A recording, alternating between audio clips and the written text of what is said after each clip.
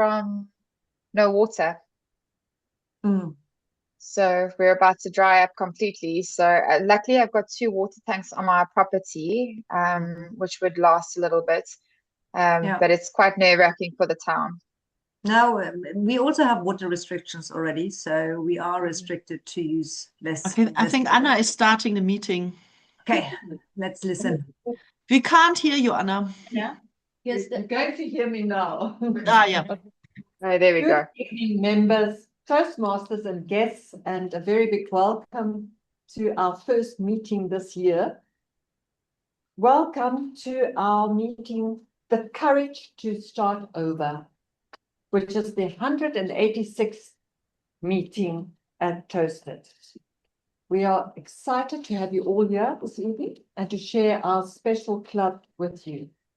For those on Zoom, please rename yourselves by making use of the 3 dots in the right top corner of your screen to mention if you're a guest or a member. To ensure that this is an enjoyable evening, please remain muted unless speaking and to keep your cameras on to the best of your ability. Due to our growth at Toastmasters, we record our meetings. So if you do not want to be on social media, you are welcome to keep your camera off. For online, we use jazz hands for clapping, and in the room, we clap to the best of our abilities. Please share any affirmations by making use of the chat or the woohoo notes on your table. You see that? Sending words of encouragement, appreciation, and insight into any role players and speakers throughout the night.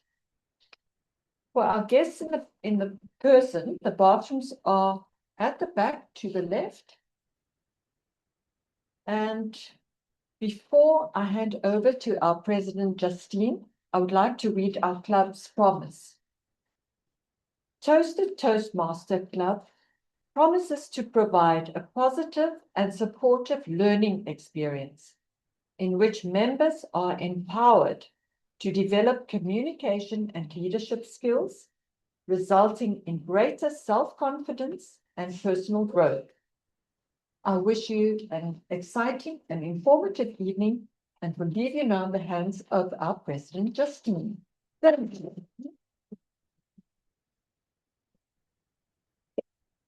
Good evening, fellow Toastmasters, members and guests. It's lovely to have you all with us.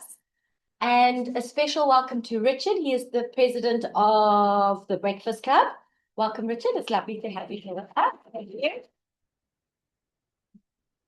We welcome 2026 with the courage to start over. And I'm sure this evening we're going to have some fabulous speeches around starting over and creating a whole new 2026 in Toastmasters as well as in our everyday lives. I want to we had our end of year party in December, and there were a few members that weren't with us in person. So I've got some certificates I'd like to hand out. And Christina, I'm going to hand yours out, but you'll have to please come in person so that I can give it to you. Quentin, who I'm still apologizing because Quentin was at the end of your function. However, I didn't print his certificate. So Quentin, you are the resilient mountain goat. Thanks for your understanding. I'm sorry. And Christina, you are our punctual powerhouse. I'll give this to you next time. And then Alex Genda, the humble speedster.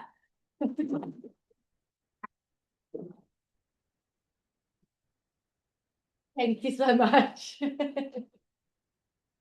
And then we've got one certificate for someone completing a level, and that is working through speeches, giving speeches in meetings, and then marking it off on pathways, which is the education aspect of Toastmasters.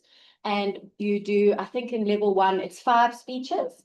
So it'll be your icebreaker, writing a speech with purpose, introduction to body language, and then evaluation and feedback, which is 2 speeches, because you give a speech to the club, you get your evaluation, and then you incorporate that into the speech and give it to the club again. And once you've done those 5 speeches, then you mark off your level and you get a certificate to acknowledge you. So Talisha has completed level 1 dynamic leadership. Congratulations. Well done. And then I think you've probably level 2 already, right? Or not? Oh, okay. Congratulations, Talisha. I want to just take a little bit of time. Shifa. Hello and welcome, Shifa. I see you online as a guest with us. Shifa was a member of ToastEd, but now she just joins as a guest now and then. And she was also at our end of year party, which was lovely to have you. How are you, Shifa? Hi, everybody at ToastEd. I'm doing fine. Thank you. Thank you for remembering me. Of course, always. Nice to see you. Okay. Are you on the Wi-Fi? Just admit you. Then I have to.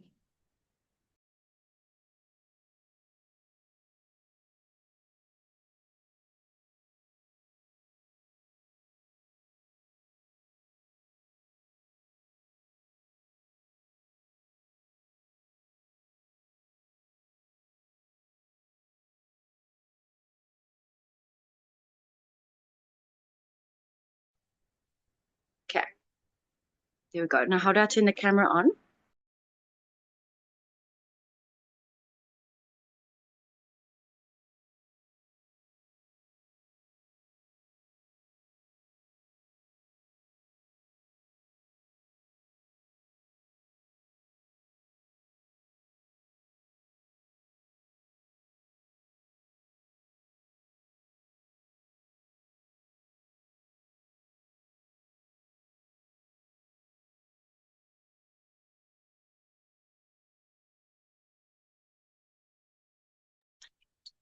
Okay, there we go. I'm just doing this for everyone online so you can get to see the beautiful room that we have with us today. Can I do that? No. But then let's do that. There we go. Oh, okay. Yay, yay, yay.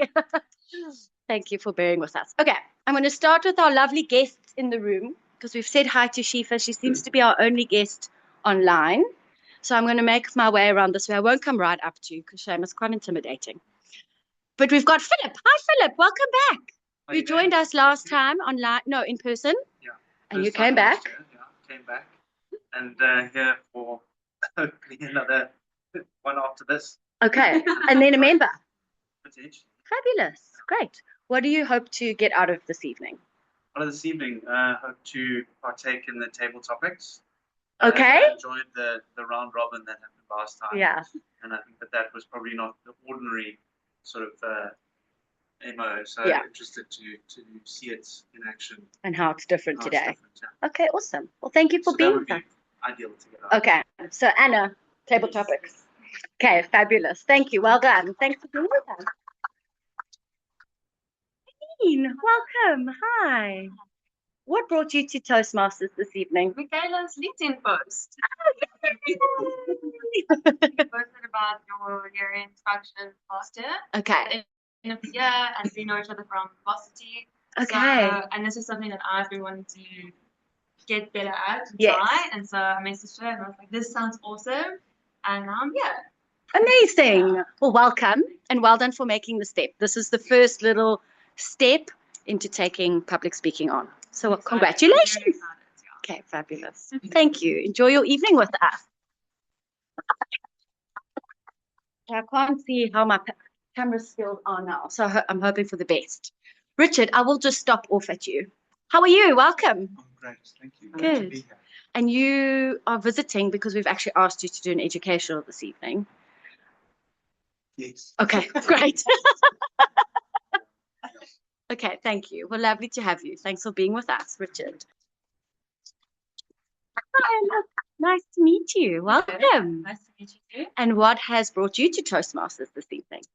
A New Year's resolution. Okay, great. Yeah, just to take on public speaking. Okay. Yeah, learning what you guys do. Okay, fabulous. Well, welcome. This is Thank the you. place to be Yeah. and the club to be at. Enjoy the evening with us. Thank you so much. And then Jess and Jaden, welcome. Nice to meet you both. Thank you for being with us. And what has brought you to Toastmasters? What are you hoping to get out of this evening? Or have you got no clue what it entails? Yeah, we were invited. It sounded like something that was quite up Jaden's alley. So Okay. that's why I come with dress. Okay. Project involved. Yes. I've got no idea. So Okay. I'm just excited to see Okay. what's going to happen. Amazing. And Yeah, I have even less of an idea. okay. I was Okay. told this would be really interesting and a really great time. Okay. So I'm really excited to see Okay. what's happening, how it all works. Yeah. And, yeah, be here. And it sounds like maybe in your work life, do you do a lot of speaking? Because Jess has mentioned that this could be a good fit for you. I speak to a lot of people. Okay. Generally, I Okay. work with a lot of people. Okay. Not so much on big public platform. Okay. Not yet. He's very good at debating. Okay. Conversation around the table. Jaden's definitely. Okay, great. Well, thank you. It's lovely to have you both with us. Thank you so much. Thank you. Haven't left anyone out, have I? Hi, Nelia. I'm going to hand over to, before I hand over to our beautiful Michaela, who is our Toastmaster of the evening, I'd like you all to just pop some water or whatever it is that you have got in your glasses in front of you. And those of you online, you are welcome to unmute yourselves. And we are going to raise our glasses to South Africa and all her speakers. To South Africa. To South Africa and all those speakers. Cheers. Cheers. Happy New Year. To all of our speakers tonight and all our table topics contestants this evening, not quite contestants, but you know what I mean, who are participating in table topics. Good luck. I know you're all going to do a great, great job. And I have the pleasure of handing over to Michaela.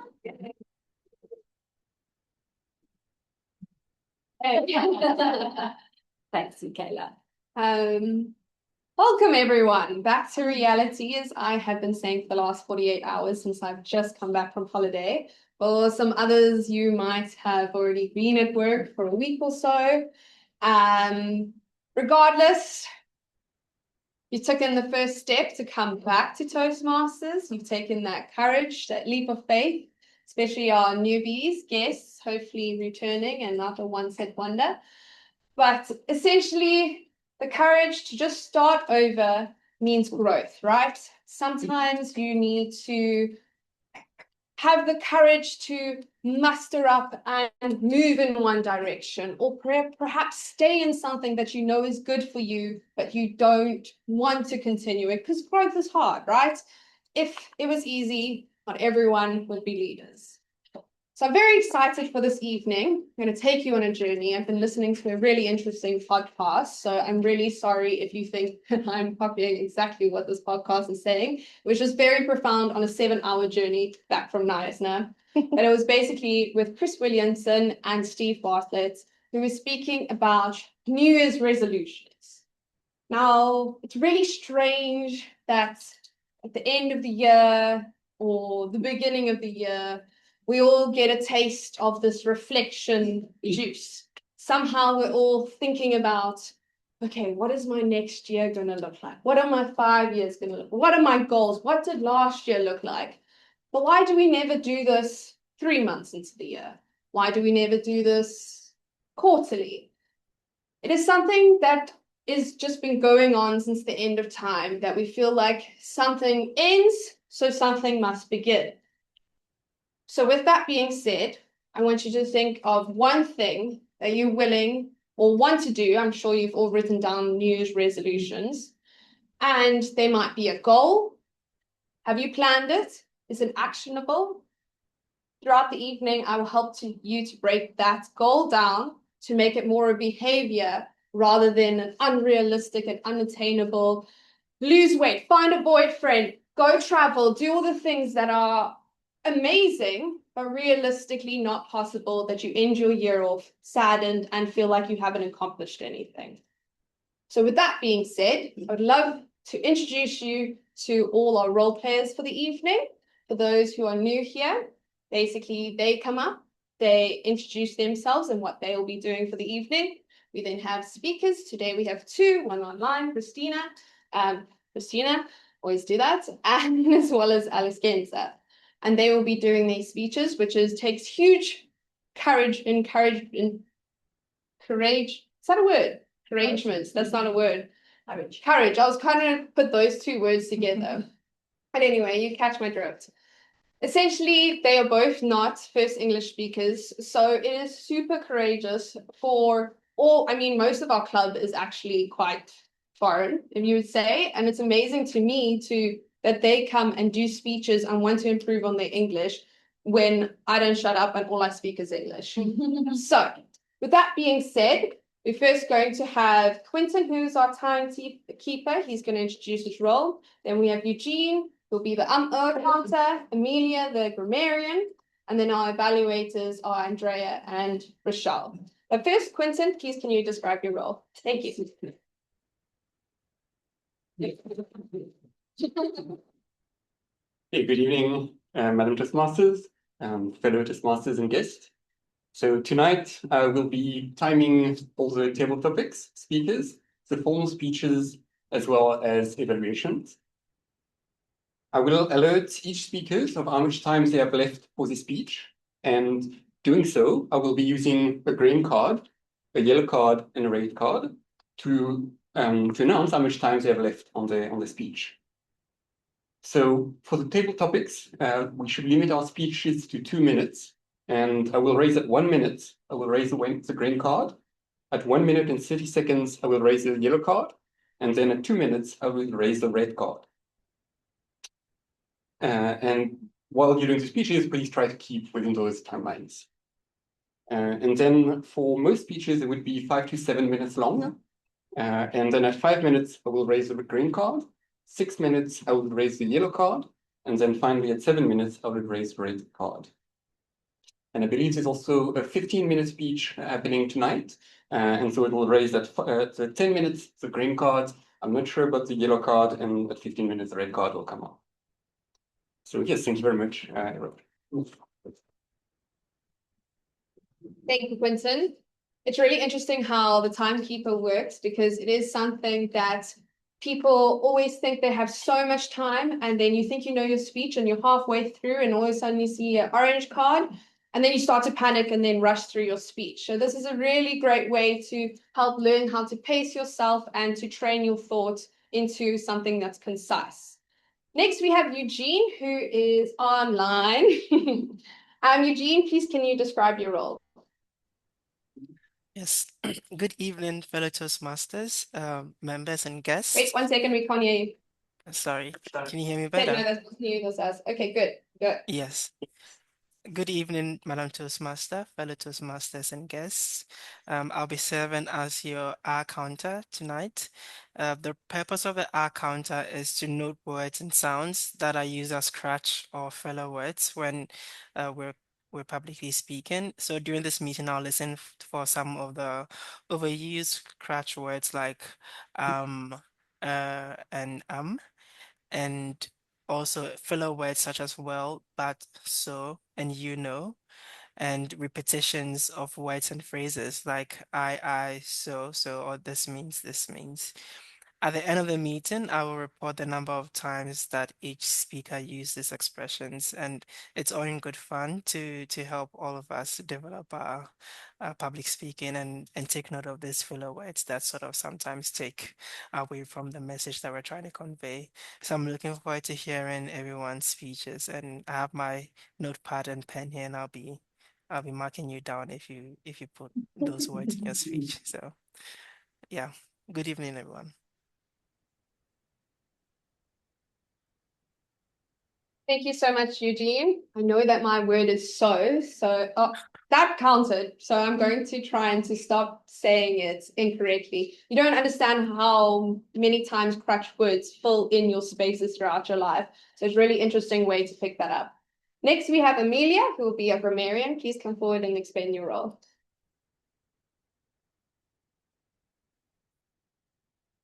Good evening, fellow Toastmasters. Pleasant to have you in this meeting. So my role today is very important. I'll be the grammarian, and my duty today is to listen to the words that we are going to speak.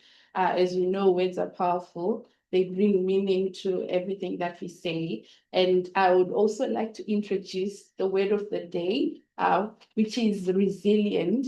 For those that are new to this meeting, it means ability to bounce back from challenges. I encourage you to use it in your speeches tonight, whether to describe a person, to describe an event, to describe something, so that it can also help us with our communication. And let's do so creatively, so that the meeting is fun and interactive with everyone in the meeting. Throughout the meeting, I'll be listening carefully to how language is used, grammar, sentence structure, word choice, and clarity. I will note examples of creative phrasing, effective vocabulary, and also any slips or areas where we can polish our delivery. This doesn't mean that you are not good at your grammar. It just helps us and improve in terms of how we relate in terms of our communication. Thank you. Thank you.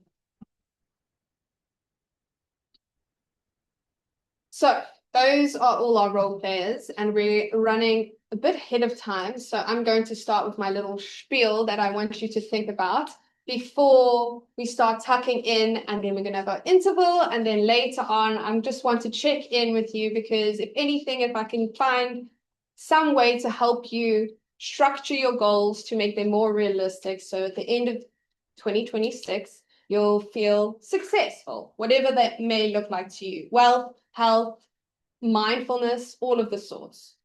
So this is the standard question. At the end of the year of 2026, what would have had to happen in your life that would make you feel that it was successful? For me personally, would just be finally stop procrastinating. That is literally what I've been saying for the last 10 years, and it has been my advice for the last 12 months. And they say, what was the advice you needed 12 months ago? Well, it's probably the same advice you need today. So here we are, procrastinating, as I did last night to prepare for you all this evening. So taking a courageous step forward and trying to find a way that we can all work together. So at the end of Toastmasters, you can sit with me and know that Michaela doesn't procrastinate, and maybe one of you have fulfilled your lifelong hobby.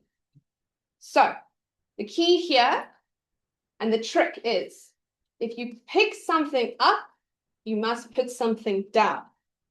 So you want to do all these things. Fantastic. You can't assume that your life is going to start getting 24 more hours in your day. It's not possible. So what can you want to pick up?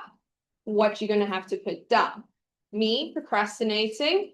I really don't have to binge watch every series that I find. Should go to bed and wake up in the morning feeling fresh for my next day. So very simple, doesn't have to be elaborate. So later on in the evening, we can ask you, if you feel confident to, you don't always have to share your personal goals, but what do you want to pick up to put down? Cool. Now, for our speeches, I think first we have Alex, if I'm not mistaken. But we have Andrea, who will be doing his evaluation. Andrea, can you come up and explain the pointers and what his speech title is? Master and hello guests. I have got the great pleasure to introduce Alex Genzer, who is on his level 3 presentation mastery. He's doing his first speech in persuasive speaking. And I reached out to Alex today asking him what he would like me to look at. And he mentioned body language, eye contact, vocal variety, and his pauses. But he also mentioned that his speech is a little longer than usual. So we just have to be a bit patient. It's 8.5 minutes long. Keep an eye on that, because I want to see if you really stick to 8.5 minutes. But one of the things that I do want to mention is that Alex is not just a resilient sports person, but he carries this discipline and preparation whenever you come and do your speeches. And I really enjoy listening to you speak. You are incredibly inspiring, informative, and you always evoke some kind of emotional response in the audience. So I'm excited to hear you tonight. Alex's speech is called 42 Days. 42 Days, Alex Genzer.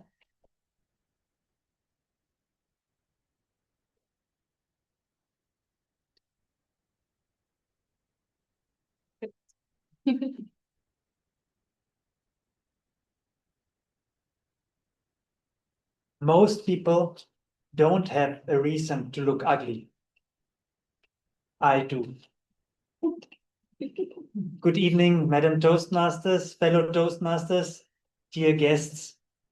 This is a quote from an Austrian Formula One driver by the name of Niki Lauda. Tonight, I would like to share his extraordinary story of resilience and courage to start over and deliver one of the greatest comebacks in the history of sports. Let me take you back 50 years in time to the year 1975. At the time, Formula One is dominated by two drivers. On the one hand, you have James Hunt, a British driver, very charismatic, outspoken, good-looking, everyone's darling, and very talented and super fast in the car.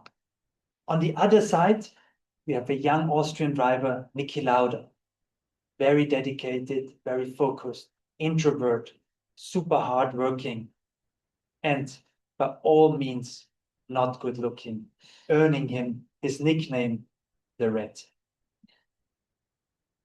Now in 1974, it has already been a very close competition in the World Championship between the two of them, and Niki seized the title. And now we are in the year 1975, and it all seems to go again in Niki's way. He won 5 out of the first 9 races, and he has established himself a comfortable lead in the World Championship. And it's the 10th race of the season in Germany, the Grand Prix of Germany, at the famous Nürburgring, one of the most dangerous tracks. And it has rained heavily ahead of the start. But as the cars line up at the starting grid, the sun comes out and the track starts to dry up. And Niki takes a very calculated risk and a brave decision very early in the race. He stops his car already after the first round and takes away the rain tires, puts on slicks, hoping that the track would dry up. And it seems to work in his favor. He's gaining an advantage. But what has happened is that not the whole track has dried up. And that as he hits a high-speed corner, he loses control of his car. And he hits the wall with well over 200 kilometers per hour. Low battery. The impact is so hard that his helmet gets ripped off his head. But even worse, the car catches fire. Low battery. And as it's so early in the race, the tank is still full with fuel. Low battery. And so, thank you. And so the car explodes into a ball of fire. Now other drivers stop and try to get out of the car and help Niki to get out of his car. He can't get out. So they get a marshal with a fire extinguisher, and together they manage to extinguish the fire and pull eventually Niki out of the car. He's taken to hospital immediately, and he's suffered severe injuries. His body is burned heavily, especially his head and his face. But his lungs took also severe damage by the heat and the chemicals of the fire extinguisher. And the doctors see his chances to survive the first night as very, very low. They called in a priest to give him his last rites. But what happened next is maybe you wonder, maybe it's luck, maybe it's the good doctors, maybe it's his excellent physical condition or his mental strength. He survives the first night and his situation begins to improve. And after 3 days, Nicky is able to speak again. And he could have asked a lot of questions. Why me? Why now? Who is to blame? But to the surprise of everyone in the room, he asked only one question. When can I race again? Now the doctor said, this guy is crazy. He should be happy that he's alive. But Nicky would not stop. He would work relentlessly on his comeback, mentally and physically. And to everyone's surprise, only 42 days later, he showed up at the Italian Grand Prix. His head still in bandages, not able to blink because he lost his eyelids in the fire. And he proved everybody wrong who said he wouldn't be able to do it. He finished 5th in the qualification and 4th in the race. And suddenly the competition for the World Championship was on again. And it all came down to the last race of the season, the Grand Prix in Japan. And as this race was started, it was pouring rain again, conditions in which the race should have been stopped. And Nicky took again a courageous decision. Only after 3 laps, he stopped his car and withdrew from the race. He chose life over glory. And James Hunt went on to win that race and win the World Championship. But it should remain the only World Championship that James would ever win. Nicky came back stronger than ever, winning the next year's championship and then another time, making him a 3 times World Championship. And he continued his career successfully after racing with being a successful entrepreneur. He covered with a red cap, usually the scars that were on his head from the bad burns that he suffered in this horrible accident.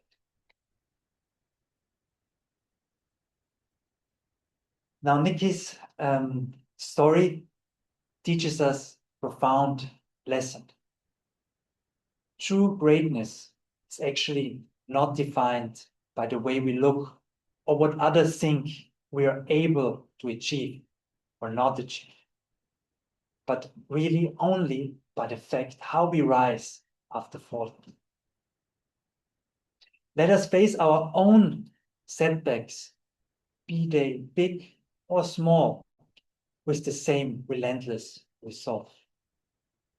May we all find, when everybody expects us to fail, the courage to start over. Thank you.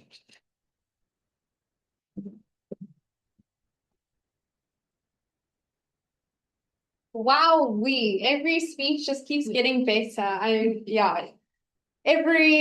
just can't believe from when you started to how you're speaking now. It's just no key cards, nothing, just really, really well done. Very impressive.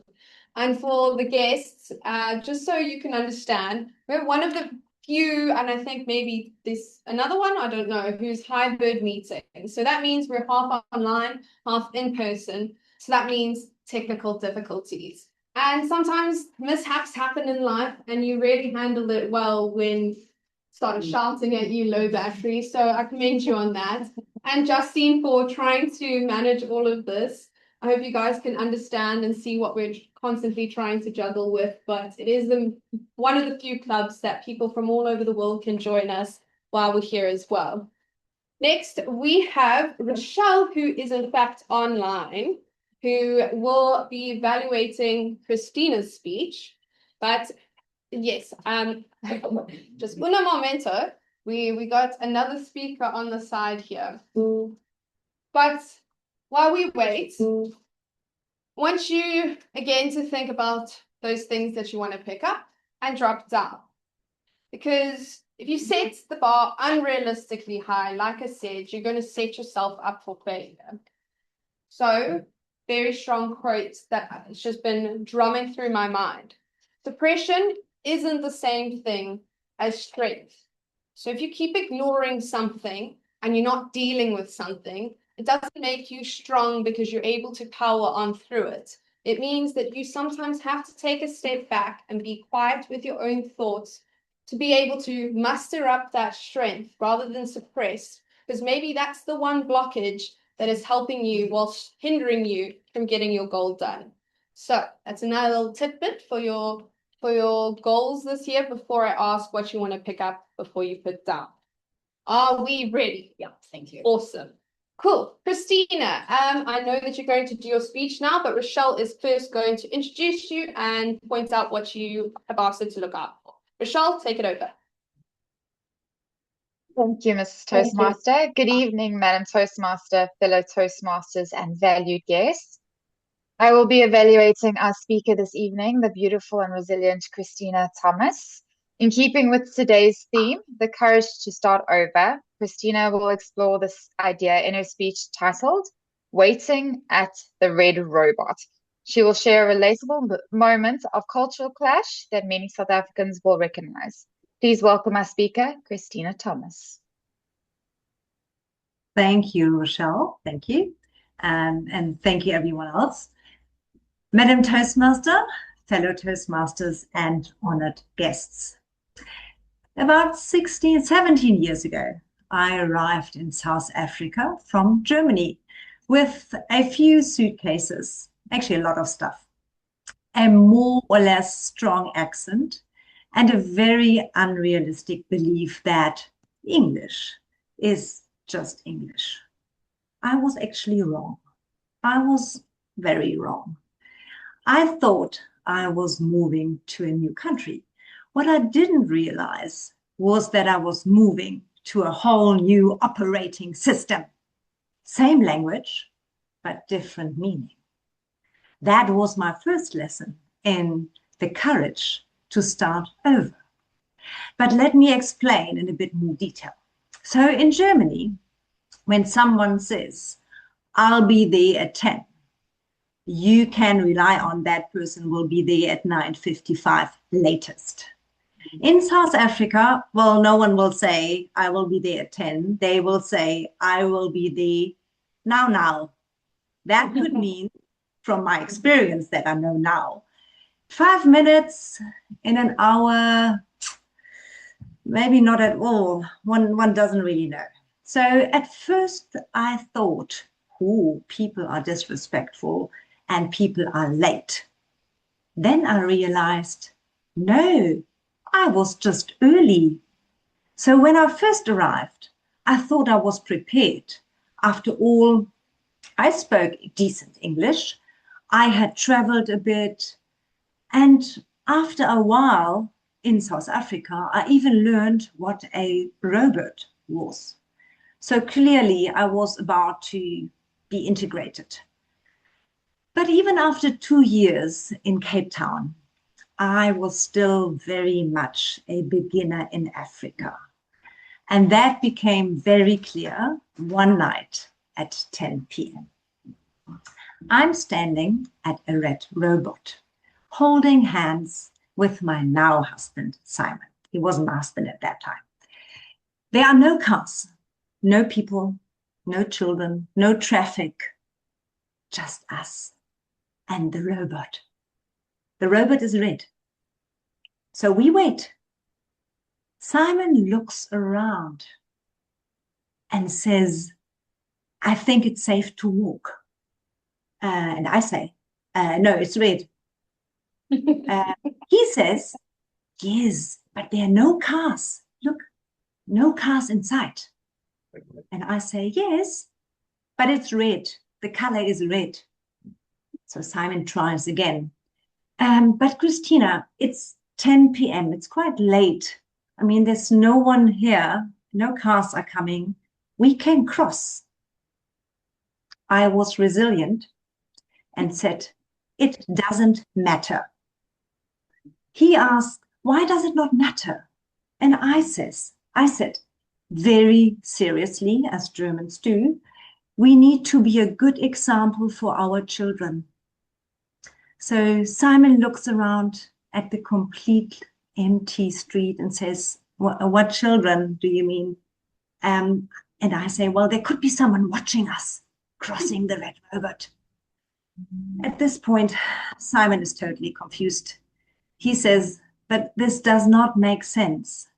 And I say, with full German conviction, it doesn't have to make sense. It's the rule, and rules must be obeyed.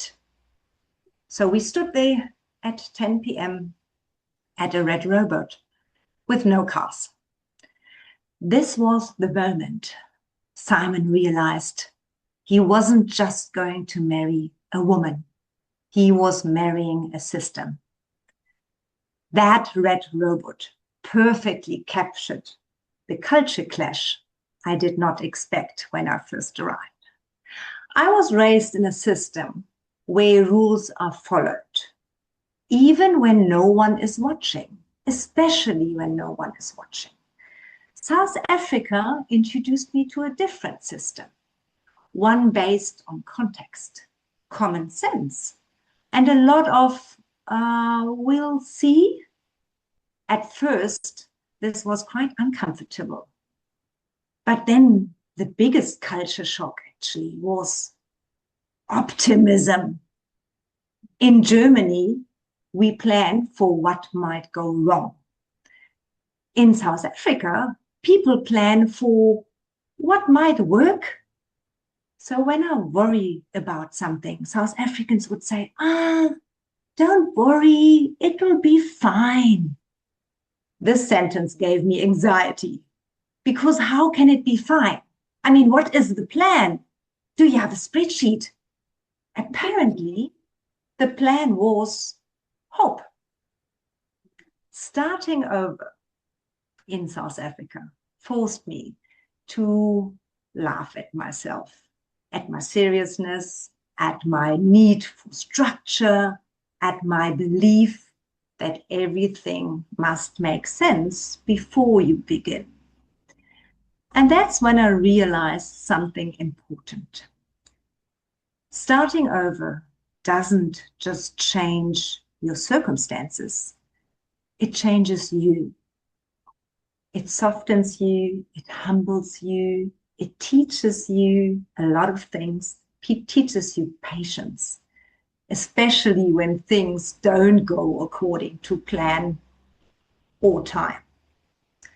Slowly, South Africa taught me new skills, like flexibility, like a better sense of humor, or probably a different sense of humor, like understanding that we will see is sometimes the most honest answer you can get. And I learned that being late doesn't always mean being disrespectful, that talking to strangers is normal, that strange people talk to you, and that problems are often solved better with people than with rules. Most importantly, I learned that you don't need to have everything figured out to start over. You just need to be willing to look a little foolish for a while. And many of us avoid starting over because we are afraid of losing our competence. I'm not as competent in English as I am in German. And no one wants to be the beginner. And we don't want to ask stupid questions. We don't want to feel out of place. But here's the truth. Every time you start over, you don't lose who you are. You expand who you are. you can become, or you will become, someone who can adapt, someone who can laugh, especially about yourself, which is quite important, someone who knows that you will survive the awkward phase. So, and this so is built into my speech, if you're standing at your own arrival moment or your own red robot, a new job maybe, a new phase in your life, a new version of yourself, remember this. Courage doesn't always look brave. Sometimes it looks confused, sometimes it has an accent, and sometimes it asks, what is a robot? So the courage to start over is simply saying, I don't know yet, but let me figure it out. And maybe you will even enjoy the journey of starting over. I'm pretty sure you will. Thank you, everyone.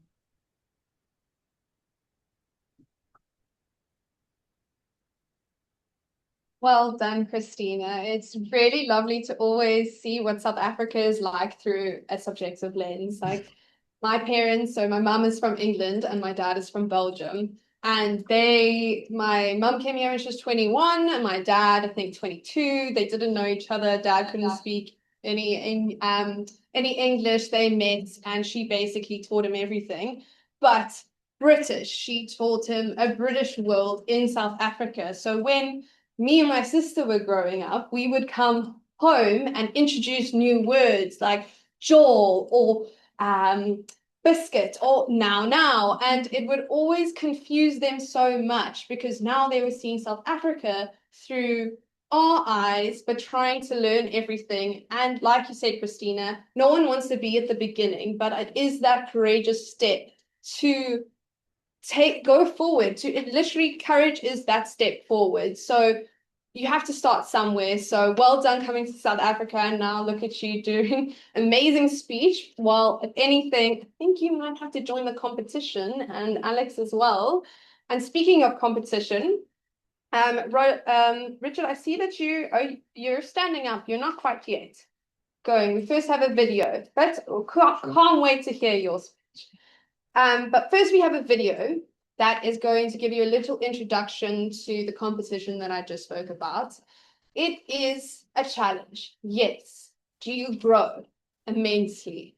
It is a really awesome space to just find your feet, learn to use the space, because that's also the thing about hybrid. We sometimes are constricted to our area. But I did the competition last year, and it honestly was probably one of the best things I've done my whole life. So with that being said, we do have Verity on camera. That's Verity. For you, those who don't know, she has won a contest, I don't know when, 2021. 2021, but like of the world. So she's a big deal and she's part of our club, newbies, just letting you know. I am biased, yes. But with that being said, she's going to explain why and what the competition means. But as I said, Justine will play the video for you. Quick thing, and then it will come. There's a story of a man who was desperate to win the lottery. So every Saturday night he would pray, please, Lord, please, please let me win the lottery tonight. And every Saturday he wouldn't win. And the following Saturday he would pray again. Please, please, please, Lord, please let this tonight be the night I'll win the lottery. But he didn't win. Eventually one Saturday night, out of frustration, he went, why, Lord, why am I never winning the lottery? And a voice from above said, you might want to buy a ticket. I am Verity, the 2021 World Champion of Public Speaking, and I am only able to say that I have that title because in March of this year, I bought a ticket. I entered the International Speech Contest. I backed my dream of seeing how far I could take a speech, and it paid off. But there's been many years as a member of Toastmasters where I didn't enter the contests. And every year I would watch and I'd go, I wonder if I could have won. Now, I can tell you there's nothing worse than going, what could I have done? It is much better to be able to find out what you can do and what you have done by putting your name in the hat, by buying a ticket and by signing up. So I just want to say to you tonight that even if you're new to Toastmasters, even if you think about contests as this scary thing, I have discovered that it's not about winning. It's amazing if you do win, but it's actually about showing up. And the real growth in contests for me over the last 10 years of entering contests have come from pushing myself, from stretching my abilities, from trying new things and discovering what I am capable of. And I've seen it do that for everyone who enters a contest, even if you only go as far as your club level. Just saying, you know what? I'm going to see what kind of speech I can write. I'm going to see how I can deliver it differently and maybe with more energy than I do at a normal meeting. That is going to grow you. So I am standing here today as a speaker who has grown because of contests, because I put my name in the hat, I bought my tickets, and this year I won the proverbial Toastmasters lottery. But even if I hadn't, I know I would be a better speaker and a more developed person as a result of entering the contests. So I really hope that as a club, you will encourage each other to step up, speak up, and discover just what you are capable of. After all, if you want to win anything, you need to buy a ticket.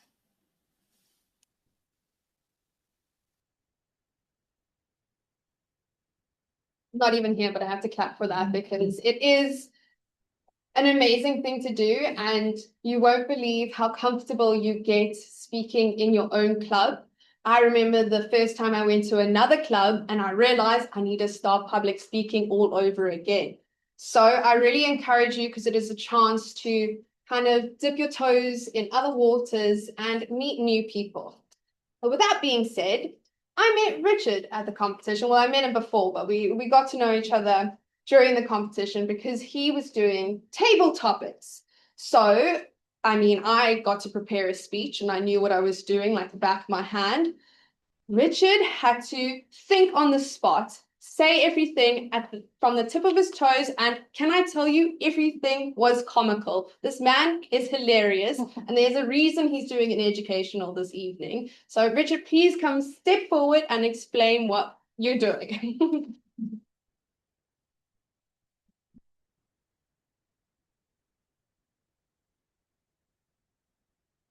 Thank you.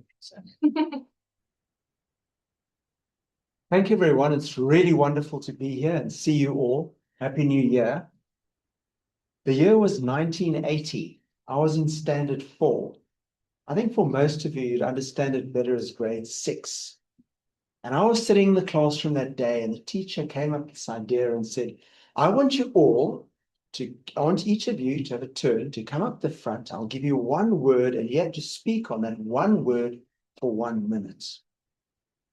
My turn came. I forget what word it was, though. I stood there.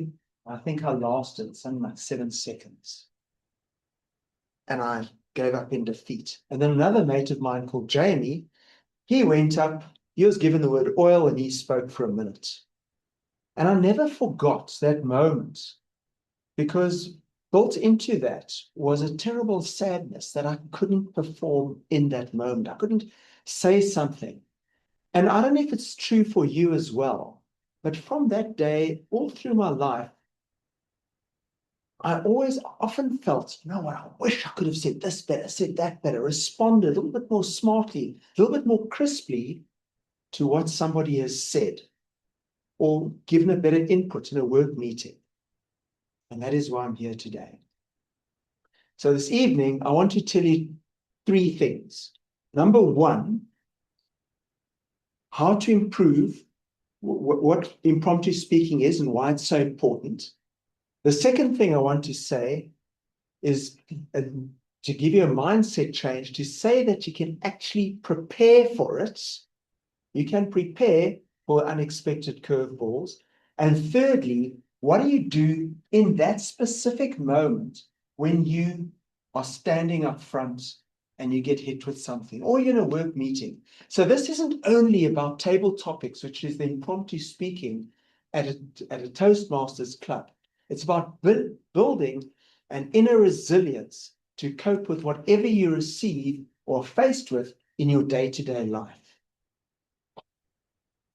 I believe that the table topics section, which is so often clothed, now we come to the fun end of the evening, is actually the sharpest end of the skills that you can acquire within the Toastmasters setting, which is good for life. Because most of your life's experience and interactions with people are the result of those unexpected conversations, those impromptu moments that can sometimes create quite a turn in your life that may even represent a starting over. So it's a very exciting thing to be able to do.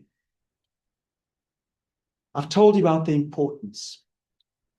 Now I'm going to come and get to the point where I explain to you what you can do to prepare. There's this old saying that says there's nothing new under the sun. It's in a thick book at home that I have. And it is so true. There is nothing new under the sun. And you can prepare for whatever situation arises with forethought and planning, and by giving yourself the time just to think it through. In his incredible book called Story Worthy, Matthew Dix gives one of the greatest little formulas that you can use to give you the ability to speak well and be able to relate a story. This book is an absolutely fabulous book. I'll repeat the title. It's called Story Worthy by Matthew Dix. And in the book, he has a challenge that he offers to people. He says, do this. He calls it homework for life. And what this involves is, through your day, as something happens and some little incident happens or some little story happens, write it down and write what lesson you can learn from this or even share with other people. Let's face it, why are we here at Toastmasters? Is it that we can just look good in front of a group of people? I would say that a lot of people feel they want to build confidence, but a deeper and more thorough ethic that underlies our involvement in Toastmasters is to actually do sometimes the smallest thing, but with excellence, and an ability to underline something where we are able to add value in a moment that can impact somebody else. So what is our goal? Our goal is to add value and do something for others as opposed to only for ourselves. With that in mind, his idea of writing down the story helps you elicit the juiciness of that story. Most stories in a moment can be encapsulated in about 12 seconds. That's just that this happened, that happened, therefore that happened. But so many times these stories have a lesson that one doesn't forget. Or with a bit of thought, you can say, you know what, actually, I can think of a few things. Let me give you an example. One day I met my friend old Reg, and he was at his flat in Kenilworth, and I walked into his home and I saw this chilling bar, like a pull-up bar. I say, hey, bud, can you do pull-ups? He says, oh, of course. Now, if you met this guy, he was about 30 at the time, but he looked 60, had bushy eyebrows and hairs growing out of his ears. And I said, show me. And he did 8. I was so blown away. I phoned another mate of mine and I said, hey, brother, you've got to, I'll bet you that you won't be able to do 8 pull-ups. I was so impressed with old Reg. He did 8 pull-ups. I mean, Reg doesn't look like the kind of guy who can do pull-ups. And at the time, I mean, we're talking about 1995. And I had this habit of saying, I'll bet you 1,000 rand this, I'll bet you 1,000 rand that. And back then, I very seriously said to my friend, I'm going to bet you 1,000 rand that you can't do 8 pull-ups. And I said, listen, this is serious. You're going to be at Reg's place at this time, and you're going to do these pull-ups. And, you know, because he said, of course I can do 8 pull-ups. I mean, like, come on. Anyway, the day came. But before the day came, I was laying it on thick because You know how you just know that you're right and that there's a low-hanging fruit and it's so juicy and irresistible. It just, you got to let it drop into your hand. It was one of those situations. I mean, at school, we called this guy Raggedy. You know, he was just like one of these guys who, with long limbs, and that is where I made my mistake. Because on that evening, before that evening, I laid it on so thick, I said to this guy, listen, 1,000 Rand. I just knew I was going to win. And he says, oh, Rich, this is getting serious. Well, can't we just rather better pizza?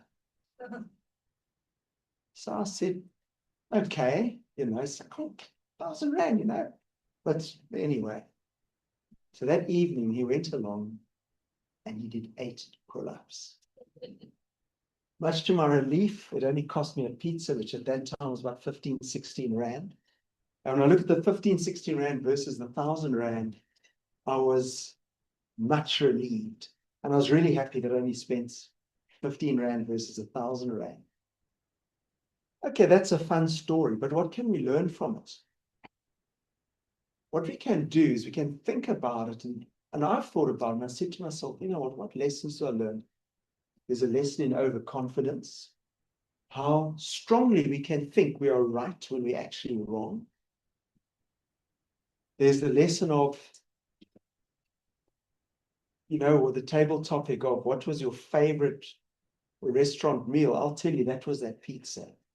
That pizza, I can't remember what I ate in it, but boy, did it taste so much better at 50 Rand than giving away 1,000 Rand.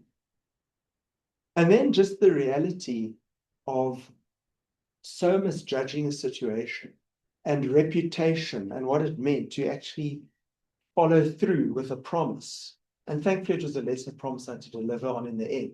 But the delivery of a promise and how and how pizza, friendship, so many different things could be encapsulated in that little story. And that is why writing down a story can have so much value. I can mention other stories as well. But I think that is one of the best ways to prepare. One of my other favorite things I love to do is, when we want to be a speaker and we want to be able to offer value, one of the things we really do need is something under the bonnet. And one of the best ways I believe to deliver this or to grow this is to read books. You can listen to podcasts as well. I enjoy podcasts, but books are absolutely fantastic. Is that 10 minutes? Now, the next point I want to make, the last point I want to make, relates to in the moment. What do you do in the moment when you're standing up there? The first thing I encourage you to do is to stay extremely calm. And this is going to sound very counterintuitive, but when you are given a topic, and this is an idea that even plugs into the world of self-defense, the first thing you do for your own preservation, for your sanity, for your own neuroscience to kick in, is to physically move yourself. You don't have to jump away from the speaker, but you can feign surprise, you can point, you can hold your head up, or you can even take a step or two, because the moment you do that, you activate something in your mind that takes you another step further.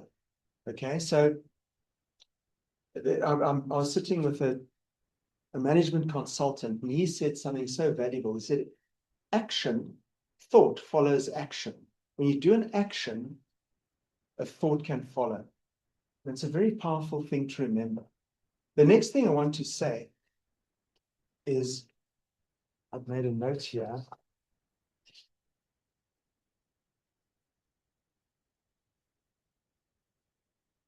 Is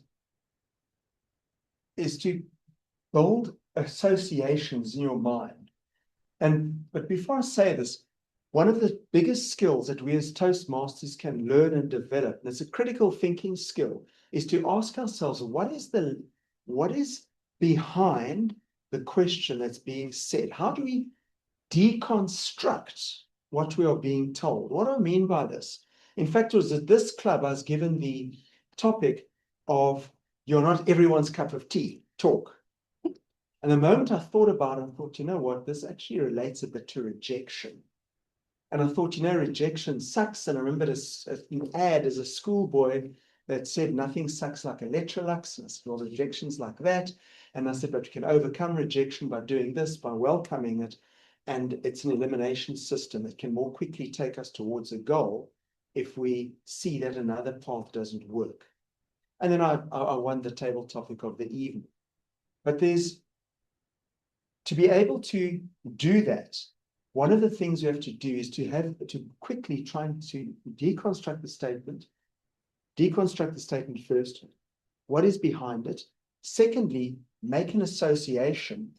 And thirdly, that equals a total redirection that takes us where we want to be, and often quite successfully.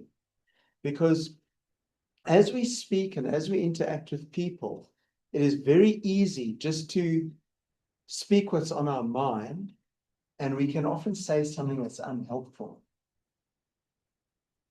And this is why the very first thing you do, which I should have said in the beginning just now, when you stand up or when you're in a situation, pause, give it 3 seconds. Give it maybe, in this context, maybe 10 seconds. What you do by pausing, you settle your mind, and you know your brain can work incredibly fast. And it is often that extra second that can launch you in the direction that you want to take. And that's the main encouragement I have for you this evening is, and don't get triggered. You know, people who are easily triggered are easily manipulated. And don't let yourself get triggered. Rather stand back and say, what is behind this? I'm smarter than this. How do I navigate this? So in summary, I want to say, this is a vitally important skill. You can prepare for it. And in preparing, I suggest reading, podcasts, whatever you enjoy. One of the things I love to do is walking. I often walk up Table Mountain. And when I get to the top, I take the cable car down, the interests of time and my knees. And I get to speak to people in the cable car. And through my skills that I've learned at Toastmasters, I've often ended up exchanging numbers after that 3.5, 4-minute ride, just because some element of commonality has been struck. Well, the people like the mountain, they already have a much in common. And then lastly, so that's the thing of preparing and being good in the moment by staying calm and being able to deconstruct that statement, look for something else behind it, and then take it a step further. Thank you very much.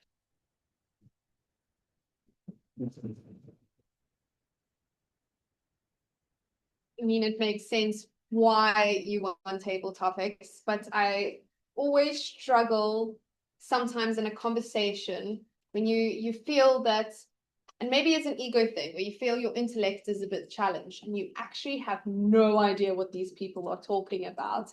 And instead rebuttaling, which I used to as a kid, I would make up random stuff and then obviously get caught out later in the day. Thank goodness I have grown out of that. And instead I learned to ask more questions because they're clearly interested, they're clearly passionate, and you want to find out more about them if you don't know anything. And the whole thing, what you were saying, is do an action and the thought will follow. You mentioned walking. I don't know how many of you wake up and your alarm is on your phone and you instantly pick it up and you turn it off. Do you turn it off and get up and go for a walk? Or do you turn it off and you're on your phone and you're letting the world happen to you rather than you happen to the world? So again, I listen to this very profound podcast and I have to walk my dog every morning, but I always make a schlep of it. I'm always like, oh, to walk Kingsley, and he's probably going to eat some random stuff on the promenade and it's just going to be a terrible morning. I'm going to be late for work. And today, turned off my alarm, just got up and went. And I couldn't believe how calm I was that I was going to be Toastmaster this evening because I allowed my thoughts to follow my action. I also apparently, if you wake up and you walk straight away, your eyes do an amazing thing of scanning and it wakes up your brain as well as the sun and doing all the things, but your mind clears. So wake up, do that, then you're already starting your day a lot more clearer than what you anticipated. And again, you're not letting the world happen to you. You're deciding how to take pace of the day. So this really profound thing that it took me a while to grapple my head around. You can change anything you want, but not everything you want. So you can be literally anything you want. Put your mind to it. You can be that thing behaviorally. And a fellow dog trainer can understand that completely. But you can't be everything you want. So stop trying to juggle everything. Stop trying to do everything or compare yourself to everyone. Let your thought follow your action by taking a step back or taking that step forward, your courageous step forward, but allowing yourself to stop suppressing your thoughts and be quiet in the motion, and you can take on the day clearer, calmer, but know what to say in a conversation when you get stuck. That being said, now I am going to call on to Quentin for our timekeeper. Please can you come and read all our times for us? Thank you. Thank you, Rich Michaela, for all these tips. I think that's very valuable. There's a lot of things to take from that. And I think I definitely will take a few for myself. So on to the times for tonight's speeches. So for Alex, your speech was 7 minutes 45 seconds. So just under that 8.5 minutes that you had. So quite well done on that. And closer to the original time. Then for the second speech, Christina, you did 8 minutes 57 seconds. So also very well done, just slightly longer than the original time. And then finally for Richard, on the 15 minutes target, you did 15 minutes and 15 seconds. So basically just right on target there. So well done. Thank you very much. We're actually ahead of time, speaking of time, and Justine, I believe, is going to find out where our food is. But with that being said, we have been scolded by Cape Peninsula, and I think that's where we are. We are here. The Peninsula. I take notes of everything, as you can tell. And try not to take seconds. I encourage you to only have one dish because we do only pay for the one. And there are some hungry boys who are not here, so don't worry, it's none of you, who have eaten seconds, maybe thirds, and now we're in trouble. So I would really appreciate it if you can keep your meal to one. Try heap it if you want, if you're hungry. All right, now, uncomfortable questions, our favorites, while we wait for our food. If you had to be 86-year-old and think back in your life, what would you regret that you're doing right now? So I tried to do this the whole of yesterday, and I was like, why on earth am I doing the laundry and cleaning the dishes and doing all these things when I should be preparing for Toastmasters? 86-year-old me would be like, Michaela, you said you would stop procrastinating, so stop procrastinating. So every time you find yourself doing something that feels a little bit uneasy, maybe you smoke, maybe you drink too much, it's okay. But would your 86-year-old self be like, oh, wish you never did that? So that probably will help you stop your habits now. Because remember, you want to change behaviorally rather than these massive goals. Is that the food? That's great, because I'm starving. Only one serving, remember, and I'm saying that to myself. But thank you. I'm going to call for the time. I think we have a little bit more time than half an hour, or we can end a bit sooner. But I will leave those. Yes, I will leave those. Yes, Richard. May I just add, I wanted to give you time for Q&A, so if anyone wants to ask any questions in the Yeah, chat, I mean, please we feel can free to just chat. cool. And like I said, anything you chat to him about, you end up laughing at the end of the day. So I can imagine how many phone numbers that you have gotten coming down the paper car. And it is amazing how many times have you gone on Table Mountain? Last 5 years, about over 600 times. Ooh. Yeah, your knees are not that bad, so don't stop lying. All right. For those online, please can you enjoy your breakout room, do what you need to do, you know where your bathrooms are, and we will join a bit later, but please, everyone. Oh, and we also have bubbles. 5 part what? Just tell them online, we'll come back at 8:05. We will come back online at 8:05. So you have ample time. Sorry you can't enjoy your meals, but at least you get seconds. And we also have leftover bubbles that we had from last year. So we thought it would be a great way to start the year. If you would like some, you're more than welcome to. Otherwise, there's tea and coffee. And do you know what's on dinner menu tonight? Chicken pasta. Chicken pasta. And feel free to mingle with yourselves, ask Richard any questions, but thank you and reconvene at 8:05. 8:05. Thank you, everyone. Thanks, Nick. Welcome back, everybody. Welcome back, everybody.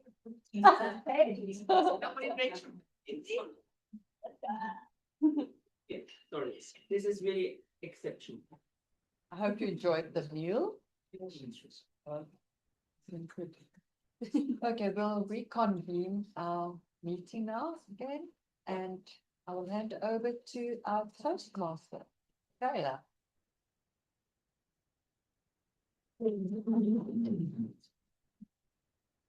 Welcome back, everyone. Gabrielle's going around filling glasses with bubbles, and now I'm feeling a lot more confident in things.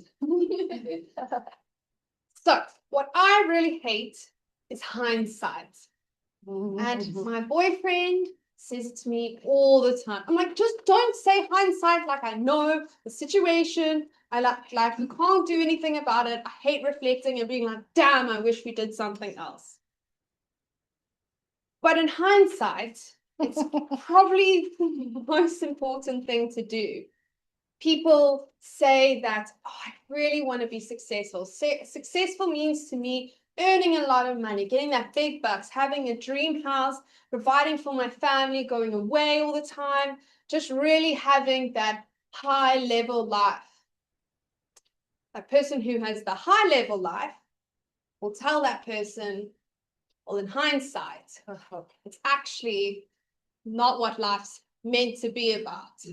And the other person will rebuttal, oh, how dare you tell me my dreams are not big enough? How dare you tell me that what I want is not something that is meant to create the success and happiness? But you truly can only learn that feeling of hindsight and the reasoning and your reflection once you are there. There's this little parable of this Mexican fisherman.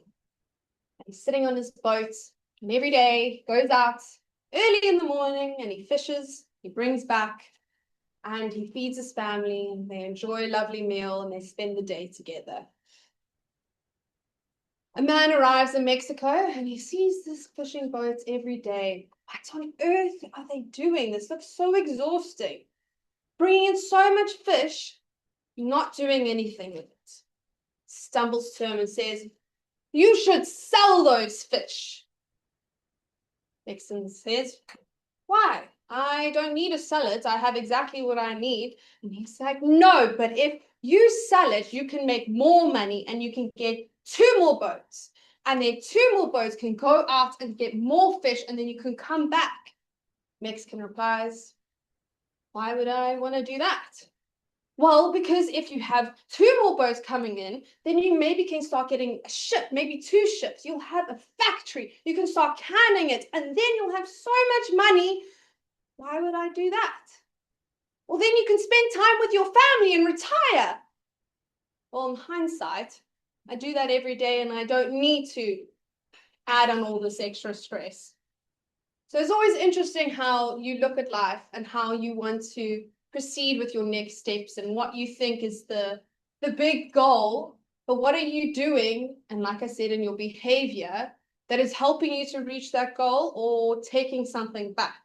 So again, I remind you, if you want to bring something in your life, what are you going to take away? Now, we are, as Richard said, the fun part of the evening. It's table topics. And he's given you some exceptional tips that not a lot of us have had prior to doing table topics. So I know can seem daunting, but remember what he said. Take a moment, 3 seconds, 10 seconds if you will. Remember, time only starts when you start speaking, and then run with it. Take a step forward and the action and thought will follow. So tonight the table topic master is Anna. Anna, would you come ahead and explain for us?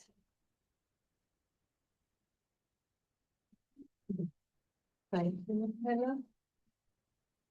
Greetings, fellow Toastmasters and guests. Welcome to Table Topics. This is a fun and interactive part of the evening and one of the best ways to practice thinking and speaking on our feet, and in other words, impromptu speaking.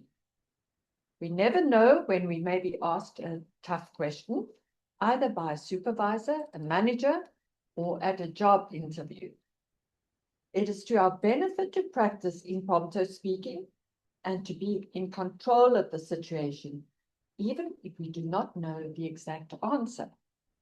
The more we practice, the best we'll get. Table topic speeches should be between 1 to 2 minutes. First, I will call on club members who have signed up for table topics, and then I will call on any guests.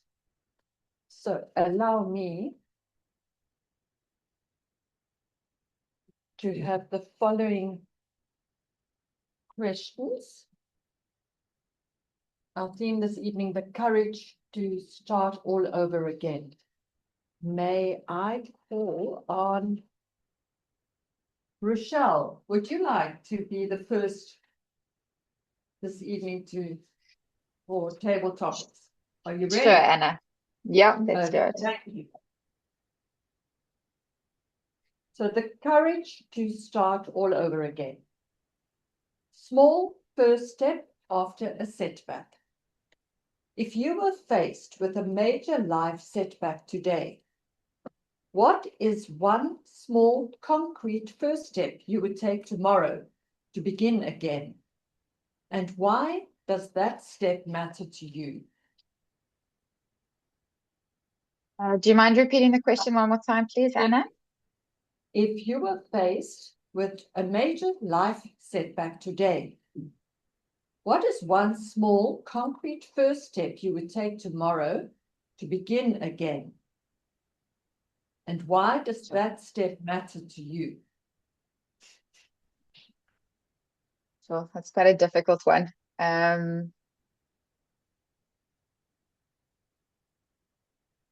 So I think in my life, I've always been a risk taker. I've always just gone with the flow. And sometimes maybe planning ahead is a little bit better than just throwing myself into something. As you know, I moved to Knysna 3 years ago, and it has luckily worked out for me. But I think that if I possibly planned things a bit better when I was still living in Johannesburg, I would have a business up and running that I've been working on for 5 years. So if I started planning a little bit earlier, took the chance or risk a little bit earlier, I would be at a further place in my life now.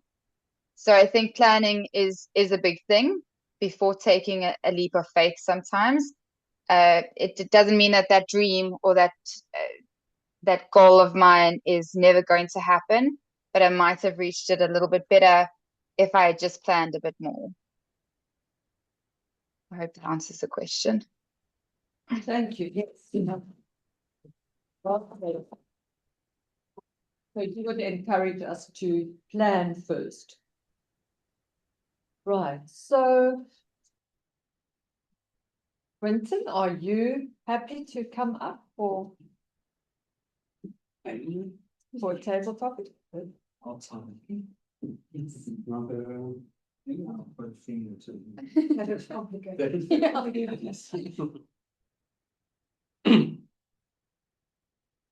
Right. Look at this question. Rebuilding something meaningful. the courage to start all over. Can you share a time when you rebuilt something important, whether a project, relationship, or a routine? What did you learn about courage in the early days of that restart? I'll ask you again. Can you share a time when you rebuilt something important, whether a project, a relationship, or a routine? What did you learn about courage in the early days of that restart?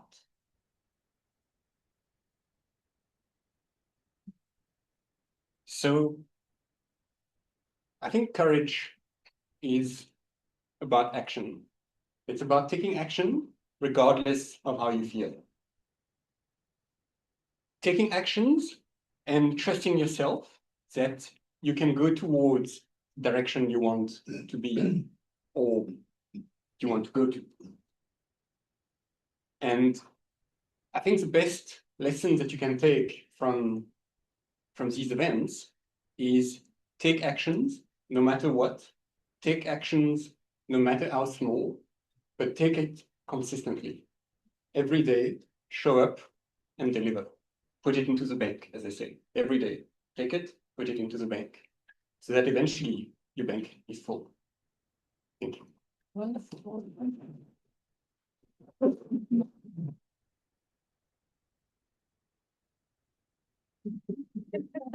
Yes, Quentin, you also had the courage to move to Cape Town. It was also a big step. Yes. And learning English every day. Well done. Philip. Philip is our guest this evening, and First time standing yeah, up. Right, Philip. You are something. So the courage to start all over again. This time I'm thinking about letting go of the perfect plan. Sometimes starting over means letting go of the perfect plan. Describe a moment when you chose to begin anew without all the answers and how you gained momentum from that choice. I'll ask again. Sometimes starting over means letting go of the perfect plan. Describe a moment when you chose to begin anew without all the answers and how you gained momentum from that choice. Over to you. Starting anew to me means getting rid of comparison. Comparison to me is the thief of all joy. I struggled with comparing myself to everybody around me and measuring my success by what I deemed successful in their life. I wasn't able to understand at the point that what I was seeing in their lives was just a tiny little keyhole, and beneath it was a complex individual going through many things, many of those things that I could relate to, and finding the resilience to go out and relate to them, be vulnerable, and start again. You know, rebuilding myself one day at a time, rebuilding my confidence, and one of the reasons why I'm here, putting myself out, and I'm sure you can see I'm shaking a bit, but I'm sure that's natural, and putting in the reps, and hopefully coming out the other side a different person, a better person. Thank you.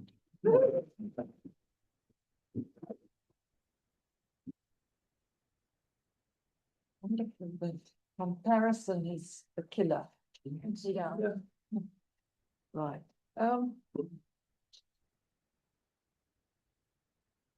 Alicia, are you able this evening to? Have you got the courage this evening? Yes, I do.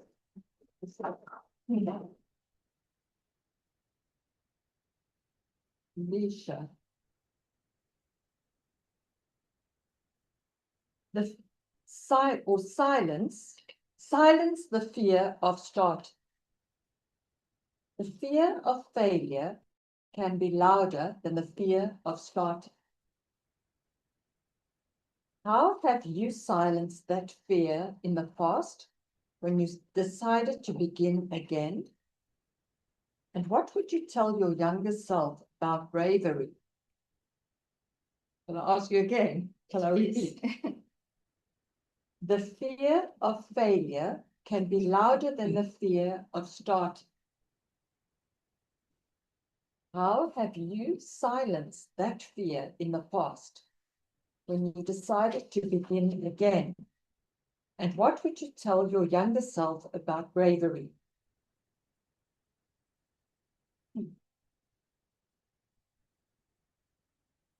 Bravery is an interesting word. Some might say there's a very fine line between bravery and stupidity. And I find myself walking that line very often. In the past, I've been, I guess, very daring. I've done things that give me an adrenaline rush. I don't know what it is because none of my other family members are this way, but I enjoy it. It's what gives me that rush, that feeling that, you know, you're doing something new, you're doing something in some ways brave, but I didn't see it as that. I just sort of took the leap and let things happen as they did. So what I would tell my past self is probably continue doing those things that make you scared. I still do it every single day. And the fear of starting is real. So like Michaela, I procrastinate too. But once I get past that fear of taking the next step, I generally take the leap and I get that adrenaline rush. And to me, that is success. It's an accomplishment because I've achieved something new.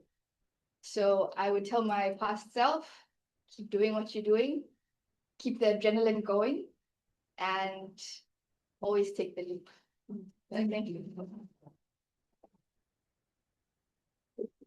Anyone online in the room, please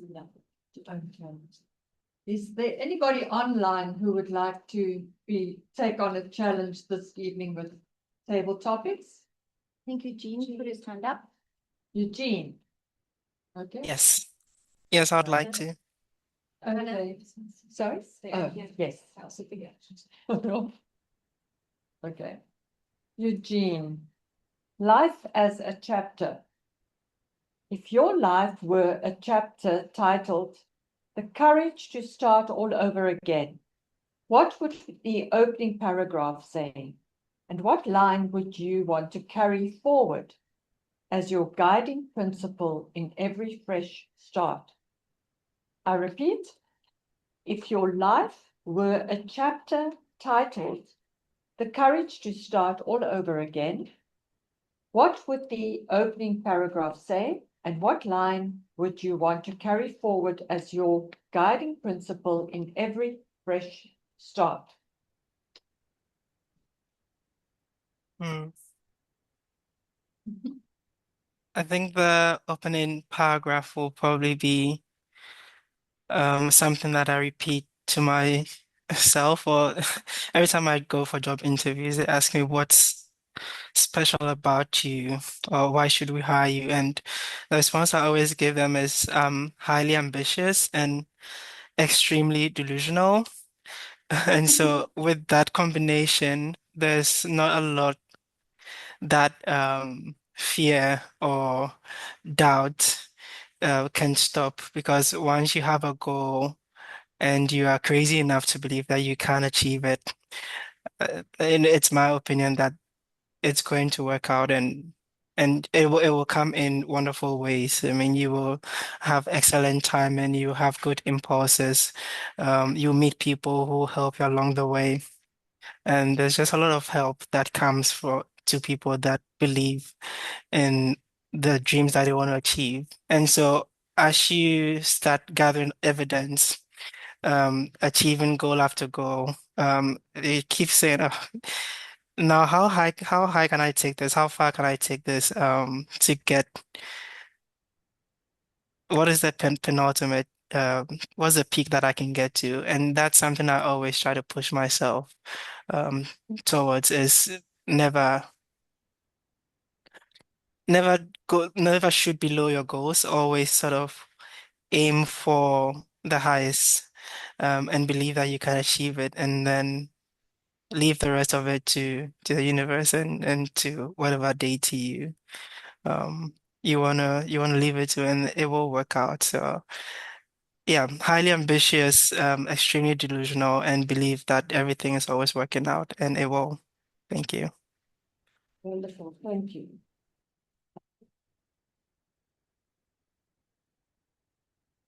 So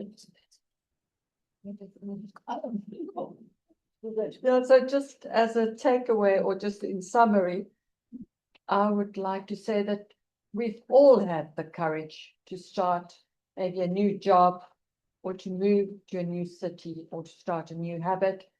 And that has always, or that does always contribute to your personal growth. And it exposes you to different people, environments, and self-development. And I also like the saying that you are never too old to start again. And Nike's 3 words, it's just do it. That's so profound also. So that's my takeaway.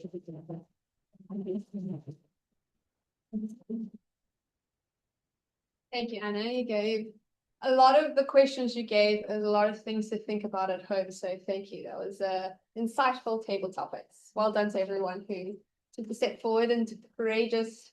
What is our theme? Taking the step forward. I keep spoonerism. It is the courage to start over. I've made it so many different things. The courageousness is just there. Anyway, moving on forward. Quinton, can you come ahead and read your table topic times?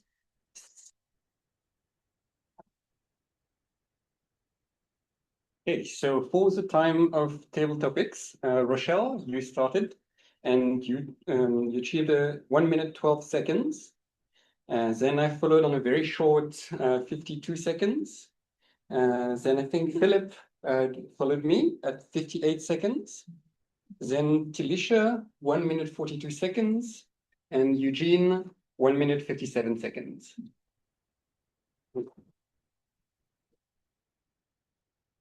Short and sweet, nice.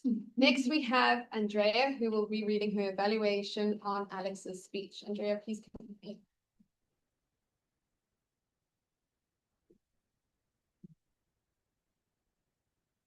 Okay, Alex. When can I race again? Finding the courage to start over. I just love how you took us back 50 years with the life of Niki Lauda. The structure of your speech was like a racetrack. You had a start, a middle, and an end. And it was pretty fantastic how you took us through all 3 steps. Your eye contact, fantastic. You really engage the audience, and what you say is incredibly captivating. Your stories are great to listen to, and it's very, very inspiring. Your voice was great. You slowed when you needed to slow. When the person went into hospital, when Nikki went into hospital, you slowed down your speech. You went a little softer.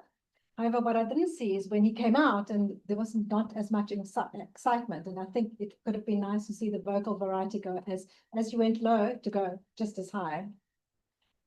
One of the things that we can't plan for is the low battery. Okay, and it is quite, I think, an experienced speaker is able to, by that 3rd low battery, stop the speech and say, can somebody help me to sort this out? Because what you have to say is so important. And I was so engrossed, and I wanted to kick this thing because I wanted to hear what you had to say, because it was important what you were saying. And the audience, I'm sure, felt the same way. They really wanted to hear what you have to say. And you had this distraction, and in between you carried on speaking, and the thing would go and you carry on speaking. It was almost like you were in this fight and getting distracted. You were, stop the speech. Ask somebody to try and see if they can do something about it. But it does take time, and it's something that I'm to learn too. the 42 days, I wasn't quite sure how it linked, maybe because I was writing quite a bit. But then somebody did explain to me it makes complete sense. It was 40 days from the time that the accident happened to when he, took the courage to get back onto the track. I think that's such an important thing. And I think you could have gone a little bit more into that because that was the courage that it took. It took that long, he got there and he did it, he still did it and he saw it through. So just a little bit more of a takeaway there would have been great. Also using maybe a little personal example makes it a little bit more profound, makes it a little bit more connection with audience. If you use something that's personal, something that you helped you to get over something, some courage that you took. In summary, I think you had, actually before I get to the summary, sorry, your language, life over glory, how can we rise? Using more adjectives is always great because it paints a more colorful picture. In summary, you had a great body of speech, beginning, middle, and end. The course that you took, the courage that you took to rise again, the vocal variety was great. Work on the excitement as well as the low. Take charge of the room, like I said, about the low battery, maybe throw in a bit of humor if you can. And for me, keep up your speeches, keep inspiring us, keep your stories. You also spoke for 7 minutes 45, which was less than what you wanted to, but obviously, moving forward, try to stick to the time that's allowed because that also helps us with our speeches. And lastly, you mentioned true greatness is not defined by what we look like, but how we can rise when we fall. And I think that's such a great takeaway from your speech. So thank you again for a fantastic speech and I hope to hear lots more.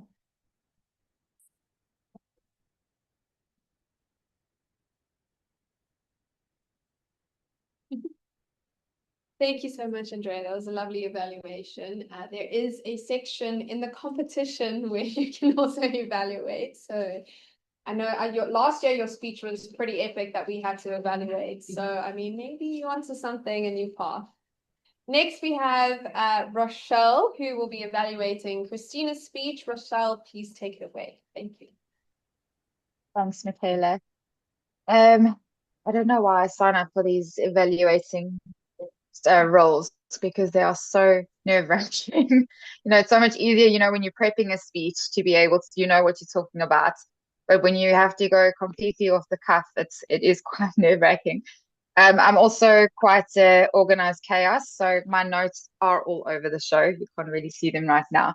So Christina, just bear with me as I go through your speech.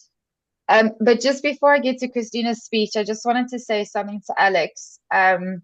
Last year I kind of went through the year with you and watching you from the start of when you started speaking. I don't know how long you've been with Toastmasters, but just watching your speeches grow every single time you speak. And so the way you were tonight was just phenomenal.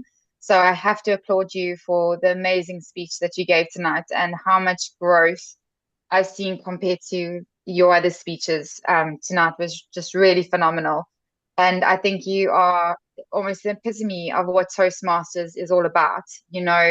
The where you started to where you are now and to see the growth and to be so inspirational. And I admire you. I look up to you and I'm hoping I get to that stage where I'm as comfortable as what you are without papers, without notes, without anything, and just speaking so comfortably and confidently was just really amazing. So thank you so much, Alex. It was really, really well done.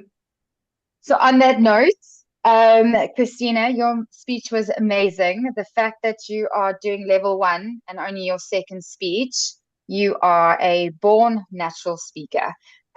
You speak so clearly and so comfortably. You're calm when you need to be calm. You're vigorous when you need to be vigorous. Your tones are up and down, and it fits the storytelling so well. So well done on that. When we spoke this morning, you wanted to convey your speech with humor and entertainment, which you certainly did. It was very entertaining. It was very humorous. There were so many comical moments with you comparing to European time and to African time. They are very, very different. Now, or just now, or, it could be 30 minutes, it could be an hour, it could be 2 hours. You never really know what you're going to get. So that was really funny. But you take it in your stride. the little moments that you mentioned with your now husband, the little tiff that you had with him, or sort of standing your ground with him, is it's very relatable. A lot of the way you explain things, a lot you can relate to everything that you say, which is really a unique talent to have. Um, you've embraced the culture shock and all the intricacies, which is also really amazing. You've taken what Africa is and you've just embraced it, which also just shows how phenomenal you are as a person. Um, there's a lot of things that you said that were so profound. Laugh about yourself. You welcome your awkwardness. I think we can all be seriously awkward sometimes. I know I'm very awkward sometimes, and I get home and I'm like, oh, why did I say that? Or why am I like that? Or why did I behave like that? And then, you just embrace it and you own your awkwardness. And I think that is so special. Um, one thing that I would suggest is I don't know if you have your notes above your computer, or I don't know if you did have notes, but you can see when you look up the whole time and it's a little distracting. So if you can try and bring those notes a little bit more eye level, so when you're speaking, it's not that distracting. But other than that, your speech was absolutely phenomenal. And the one thing that I'm definitely taking away from your speech is courage doesn't always look brave. And I think that it's so true. And it can look in various ways, but it's such a profound saying. So thank you for such an amazing speech and making us all feel really special around your speech. Thank you, Rochelle. Thank you. Yeah, Christina, I can't believe it is your second speech. I mean, I think when you started Toastmasters, you were just table topics after table topics. So I feel like you've done many more speeches because of that, and you've just really jumped into the full thing of things. And I love with each speech, I'm learning so much about you. It's exciting. With that being said, I think it is now the timekeeper's report for the evaluations. I think we may have a bit of a mishap, but that's okay. We learn. So, Andrea, I'm really sorry. There was a bit of a technical itch for a person with a timekeeper. I'm very bad at managing my time, so I have no idea how long you were. Then, Rochelle, your evaluation lasted 4 minutes and 22 seconds. So just a little bit more, actually, a little bit more than a hair over the time. But I think it was very comprehensive, and you took the time to give some feedback to Alex as well, which I think was very, very nice. Yeah, thank you very much, and that's all.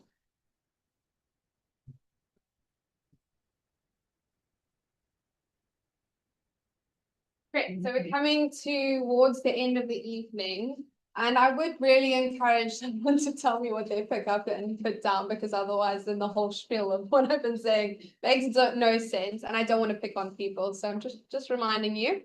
Next, we have the counter. Eugene, please tell me how many so's I said.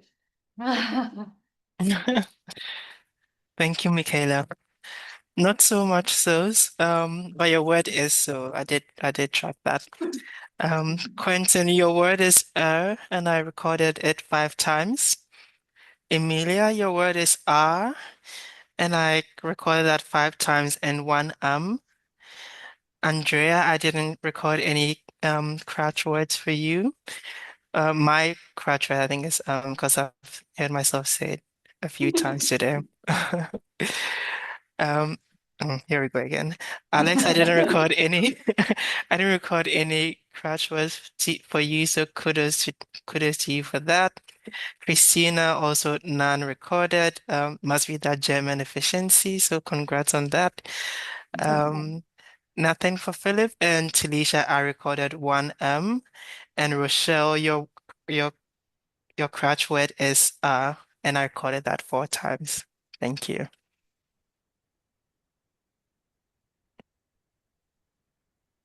It may seem silly and tedious that we do a tally of how many times to do it, but it just makes you more cognizant of what you say and what you need to work on.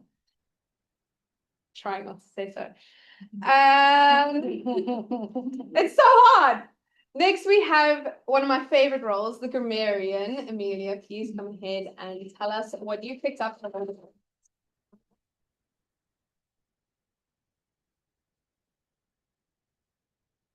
not Michaela giving me the cringe and then making me feel uncomfortable, as my role is very important. But well done, everyone, for a great and amazing speeches today. I think one of the greatest things that I actually picked up from everyone when we started was how we managed to link all our conversations, whether it was Michaela speaking about how we can start over, whether it was someone speaking about how we can change everything, which all links back to the theme of this evening, which was brilliantly done by everyone else. So in terms of just the grammarian role, this was my first time, but I really did get a lot of nuggets and a lot of quotes that were coming in from a lot of us. And what I would say is, as I was saying, I think from Michaela, we're at the start of just the procrastination, conquering procrastination. And then from Alex, it was the resilience of the Formula One driver, which was incorporated in your speech. And then Christina taking a leap into the chain, which was also brilliant. Comfort of our cliff, which was really well done by Richard in terms of just how we can do our table topics. I think from this meeting, everyone will be able to master the table topics, and it also help us in terms of our speeches. Then looking at the different nuggets, or in terms of the word of today, which was resilience. Andrea, it was once, Alex once, Rachel, it was twice, Christina once, Philip once. So I think that was the word of the day. And then looking at the things that I just picked up from what people were saying, from our beautiful Michaela, if you pick something up, you must put it down as a way of overcoming procrastination, which is really good. Most people don't have a reason to look ugly, but I do. From Alex, it was really funny because you're so handsome and you're saying, choose life over glory, which also came from Alex. This was also good because it's a way of expressing words. So if you add more meaning to the words, it gives people a better understanding of what you want to speak or what you want to communicate with them. True greatness is not defined by how we look, but by how we rise again. Also from Alex. For conquering the battery low sound, which was also something that you really did brilliantly because you could also incorporate it in your speech. Then uno momento, which is something that our beautiful Michaela actually said in between. Which language is that? Yeah, I don't know, but it came out so just in between your speech, so it was quite interesting. Suppression isn't the same as getting strength, also from Michaela. I was wrong, I was wrong, I was wrong. That emphasis that came from Christina, which was really brilliant, because it also gives us, it gives the people, the audience, the attention to also understand what you want to say. Also, your mention of robots instead of a traffic light, which also shows the difference between South Africa and the European perspective. It doesn't make sense, but rules do exist. And then also Christina saying that her fiance knew that he was marrying a system, which was also an expression of your speech. Starting over doesn't just change your circumstance, it changes you. Problems are best solved with people than with rules. Every time you lose who you are, you expand. This is from Christina. So it was also great to know some of the South African words like now, which is also something that is very common. If you want to win anything, you have to buy a ticket, which came from our master, Verity. This one a little bit crispy, which was from Richard, that your words have to be a little bit crispy, which is also expanding onto that. Sharper skills. I think from Richard, there was a lot of content, and I wish that we could have this recording shared with all the members so that they could also learn a lot from table topics. There's nothing new under the sun, which is common. Then there's also the book, which was also mentioned. Add value, do something for others rather than for ourselves, which came from Richard. Blown away instead of impressed, which is also good. The way you express your words is quite phenomenal because it also gives a lot of meaning to what you're saying and people can understand and relate to it. Laying it on thick, how strongly we think we are right and yet we are wrong. Thought follows action. How do we deconstruct the statement first? Intellect is challenged. This came from Michaela. Do an action and your thought will follow. Let your thought follow your action. Also from Michaela. You can change anything you want, but not everything you want. Then also a comparison. Comparison is a thief of all joy, which came from Philip. And also Anna asking Talisha if she's able to take up the table topic question was also something that was funny. There is a fine line between bravery and stupidity. That's a quote from Talisha, which is also something we are adding to our vocabulary. And as Anna said, we have all made the courage to change, and it's never too old to start over.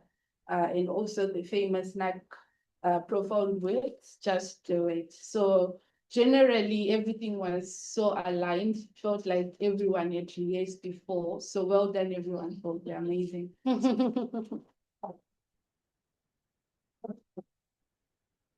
Thank you so much. I don't know why you were nervous for this role. You did it really perfectly and you look beautiful and radiant. It's not just Alex.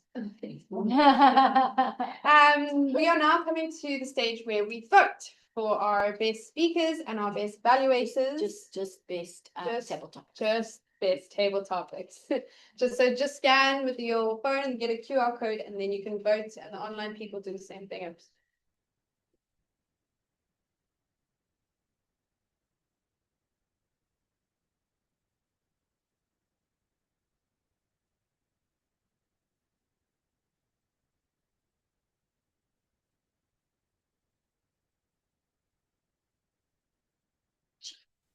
Sorry, I just deleted someone's name by mistake.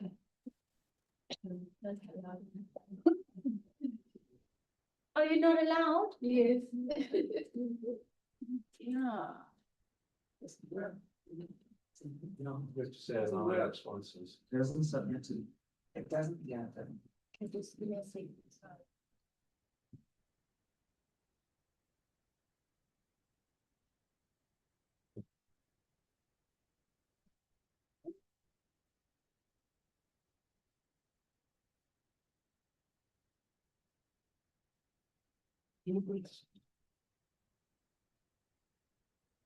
Okay, try now. Sorry, for those online, we just had a bit of an error with the QR code. It's going to be put on back now. Oh, it's not showing. Yeah.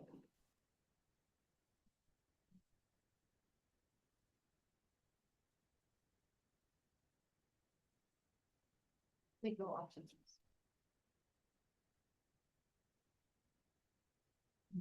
Is someone missing? No, someone's been deleted again. Okay, write it on a piece of paper. Sorry. Yeah. You can give it to me. So we are having difficulties. And those in the room are writing it on a piece of paper. If you want to vote online, can they send a message? Send Justine a direct message. Yeah.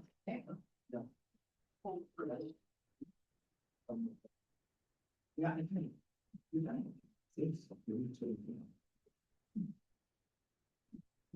Anyone else? Yeah, it's right. Thank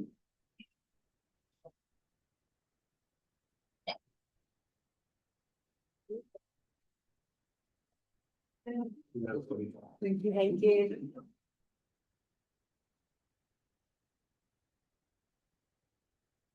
I don't know. So as while Justine is counting the votes the old school way, if your life was a movie right now and an audience was watching, what would they be screaming at the camera?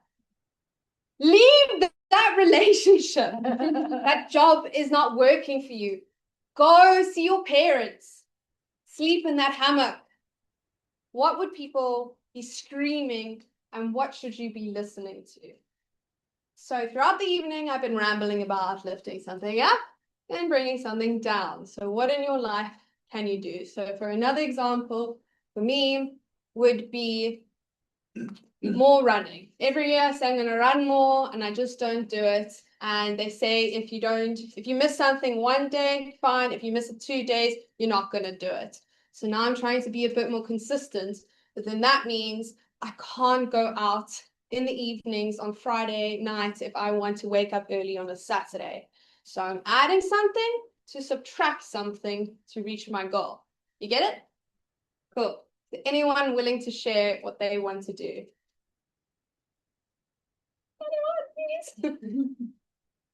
Overthinking. Overthinking. So how would you subtract something to add it? So you're subtracting overthinking. Yes. What would you add? Positive affirmations. Nice, perfect. You could even do positive affirmations, meditation. So you catch the gist. Yeah. Give yourself a minimal goal to do something difficult every day. Very often we want to reach for a big thing to do in a day. Encouraging a dear friend of mine who just does one push-up a day, because every time he does a push-up, he's casting photo things, exercising consistently, just like James Clear says in that wonderful book of Common Methods. And so that's my encouragement. Do a minimum every day. Love that. Love that. So for those online who couldn't hear, to do something little every day, like an incremental push, whether it be one push-up, because if you do that one, perhaps I can actually do 5. And you keep adding and you keep adding and you surprise yourself.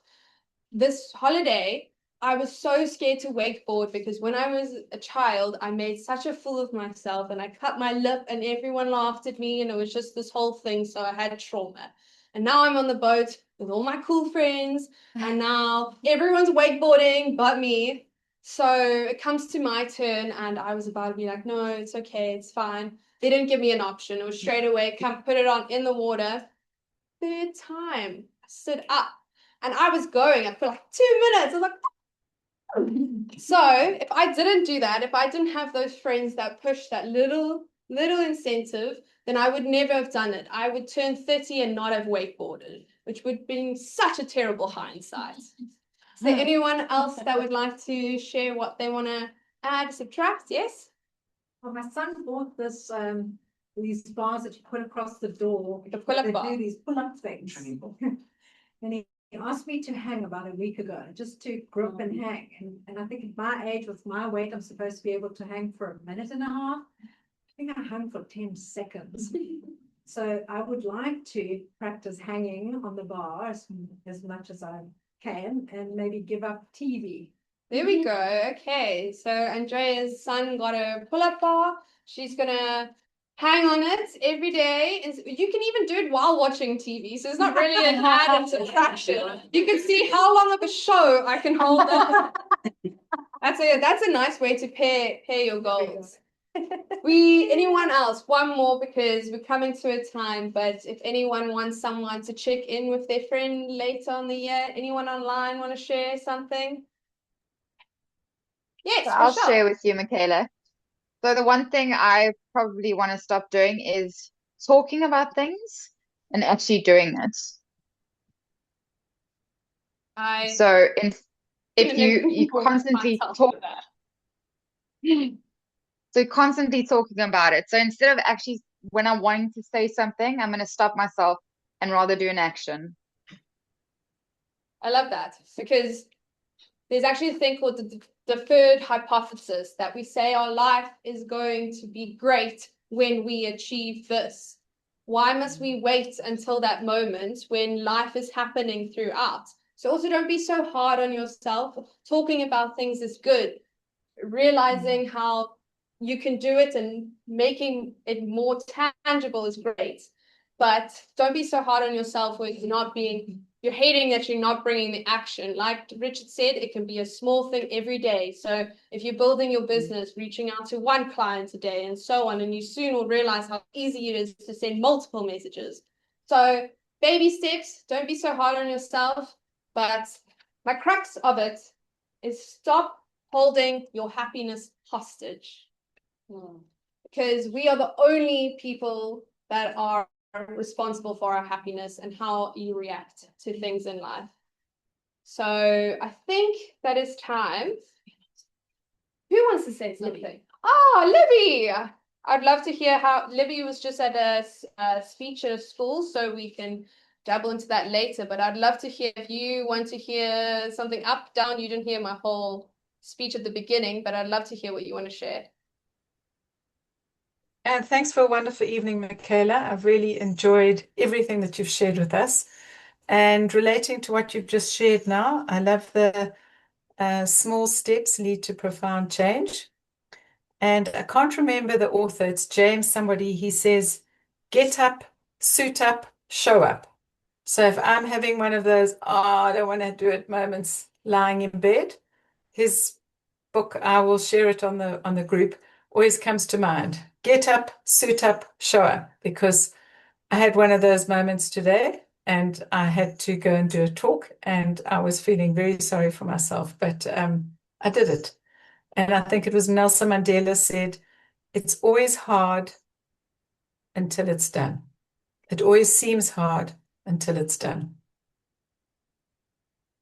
That is a perfect way to kind of sum up the evening. The theme, the courage to start over, which is essentially, please actually send in the message what the name of that book was, because it is the whole point of being, having courage within is taking that step forward. And even when you don't want to, you just do it anyway. And if you keep doing it and keep doing it, it becomes a habit and your behavior change and bam, you've got your goal. It seems easy on paper, so I'll see you at the end of 26 to revise. But thank you so much, everyone. I hope you had a lovely evening. And now we'll bring on our president, Justine.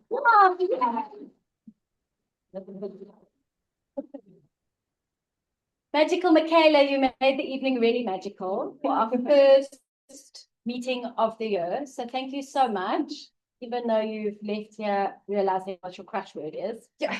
Going forward, when you are Toastmaster again, you can leave after. So, congratulations. It was lovely. And we loved hearing all of your little nuggets and takeaways. There's lots that we can take away. So thank you so much. We had quite a few people this evening who have done first-time roles. Quentin, as timer, thank you very much.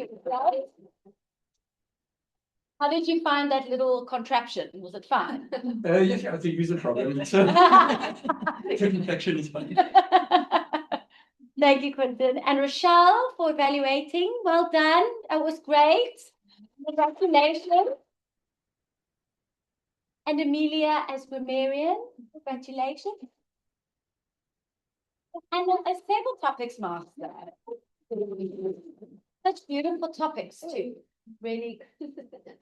What just happened? Camera's going wild. Oh, wow. It's like Project X Files. Really beautiful topics that got people to think and really dig deep and come up with something really special. So thank you so much for sharing. Haven't left anyone out. No. And then to our table topics people that participated, well done, congratulations. How does it feel? You can breathe? You didn't die? So well done to everybody who participated in table topics. And then Richard, a really special thank you to you for taking the time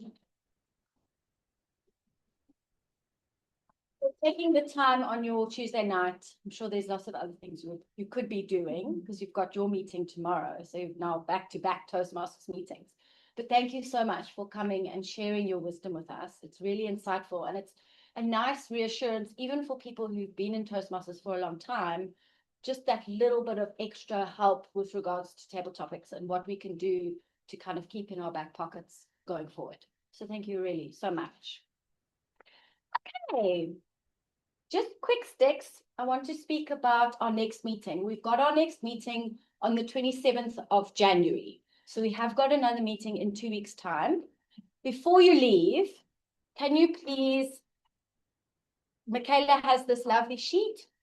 And for those online, please send Michaela or myself a message and sign up for roles. It is currently very bare. So take up a role, a speech. I think there are a couple of roles already, but she will let you know what's what. So before you leave, please sign up for roles for the 27th of January. And the reason we're having 2 meetings in January is because we have got our contest, which the date is now the 11th of February. It isn't a Tuesday because the hotel can't host us on that Tuesday. They've got a different event. So we're going to do it on the Wednesday. As Verity said, please buy your ticket, meaning sign up, let us know, anyone on the Exco, if you'd like to participate in the international speech contest, if you'd like to participate in evaluation or table topics. If you're participating in international speech contest, you need to have completed your level 2, but table topics, evaluation, anybody can join. So if you've just signed up or if you plan to sign up, you can participate. Okay, so please think about it. If you don't want to participate, that's also okay. We have got lovely roles for you to take on for the night. So please save the date. We need judges. We'll need a Toastmaster of the evening. We will need timers. So there's lots that goes into the back end of a contest if you don't want to participate. So those 2 dates, please save them. Okay, let's check in with our guests. I'm just going to mute ourselves.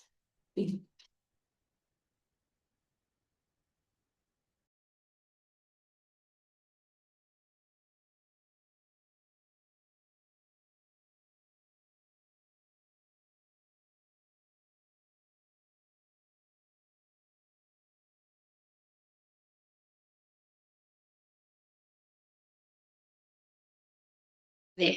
Yes. Okay. I do see there's a girl online who I haven't spoken to, but I'm going to start this side. Surprise! Jaden and Jess, what is your takeaway from tonight? Are you leaving here going, never coming back, never want to speak in public, or what are you leaving with? Completely different to what I expected. Okay. Okay. It is far less rigid. Okay. It is a very welcoming, very positive space. Yes. So it seems like everyone is here to achieve things and grow and do that in the most constructive way possible. It's very, very Okay, great. So we'll see you again. more than likely. Okay, yay. Thanks so much for coming. And Jess, is it what you expected? No, I had no idea coming in. Okay. But it was really nice. I like the way everybody gives feedback and really gets to take something away from it. That's really Okay, great. Okay, lovely. So hopefully we see both of you again. Thank you so much for coming. And I think this camera is quite dirty. I think there's something that everyone takes away from an evening, whether it's from a speech, whether it's from an evaluation, whether it's from someone speaking table topics. There's just that little bit of something that you go home with. And sometimes you go home with a whole bag of things. Anouk, hi. What is your takeaway from tonight? Yeah, it was also not what I expected. Yeah. I didn't actually know what to expect. But I also really enjoyed the environment, very supportive. I still find it very scary. Yes, that's okay. But yeah, and just the whole concept with the roles, which is like a nice small steps to also, I guess, present something that's also so yeah, very cool. Okay, great. Thank you so much for coming. And that is exactly it. It's the standing up and taking on roles before you stand up and do a speech. I did that for a long time before I did any speeches. And I just would do roles after roles because it's just that little bit of confidence to get you. It's not so intimidating standing and doing a whole speech. You can just be like, the time's off, and then run away. Thank you. Richard, what's your takeaway from this evening?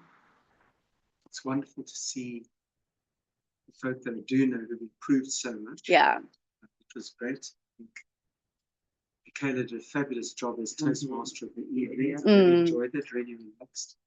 And Andrea, whom I also know, has really escalated in terms of strength as a evaluating. Mm. And then seeing all the people do first time roles, that is Yeah. really fantastic. I think it's so encouraging. It's the way to just get in there and get your hands dirty and have Yes. fun. Yeah. And that's the whole goal, is to have fun. So I'm always encouraged, and I always so enjoy my visits here. I only live near, so don't get you off. Oh, but thank you so much for being with us tonight. Thank you so Really, much. thank you.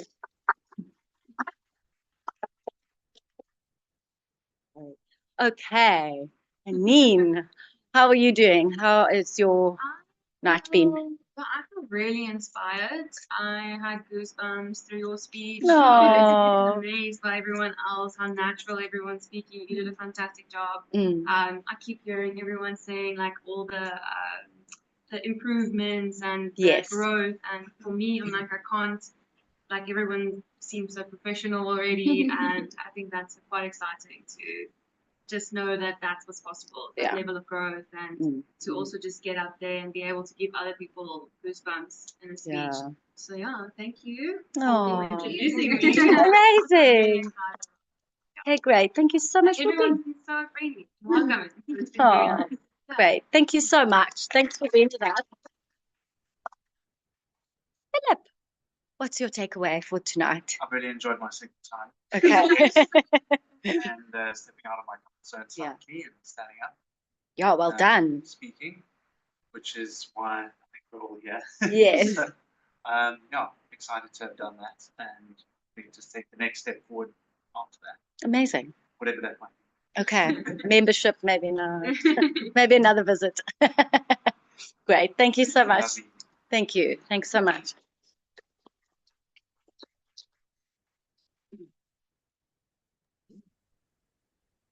Then I have, is it you? Was it me? Was it? Matepelo, I don't know if I'm pronouncing your name correctly. Can you hear us? Do you want to let us know how your evening was with us? Maybe just not. Okay. I'm going to then move on to our awards. Usually with our awards, if we have 3 or more speakers, then we will do awards for speeches as well as evaluators. However, tonight we just had 2 speeches and we didn't want to do voting for 2 speeches because then it's quite pretty obvious who came first and who didn't. Whereas if there's 3 or more, it's not so blatantly obvious as to who came first. So we're just doing table topics, and I'm sorry about the little mishap with the tech today. Not sure what was happening there, but I've counted it all up and we've got our winner. So I'd like you to please drum roll, and the person that wins for table topics this evening is Philip. Sure. Thank Thank you. you. Thank you. Okay. Just remember to please sign up for roll. And we have got roles here for the 27th of January, for March, April, and May. So you can plan your whole life with regards to Toastmasters. Okay. Just do it. Just do it. Thanks, Olivia. And that is us for this evening. I haven't forgotten anything. No? Great.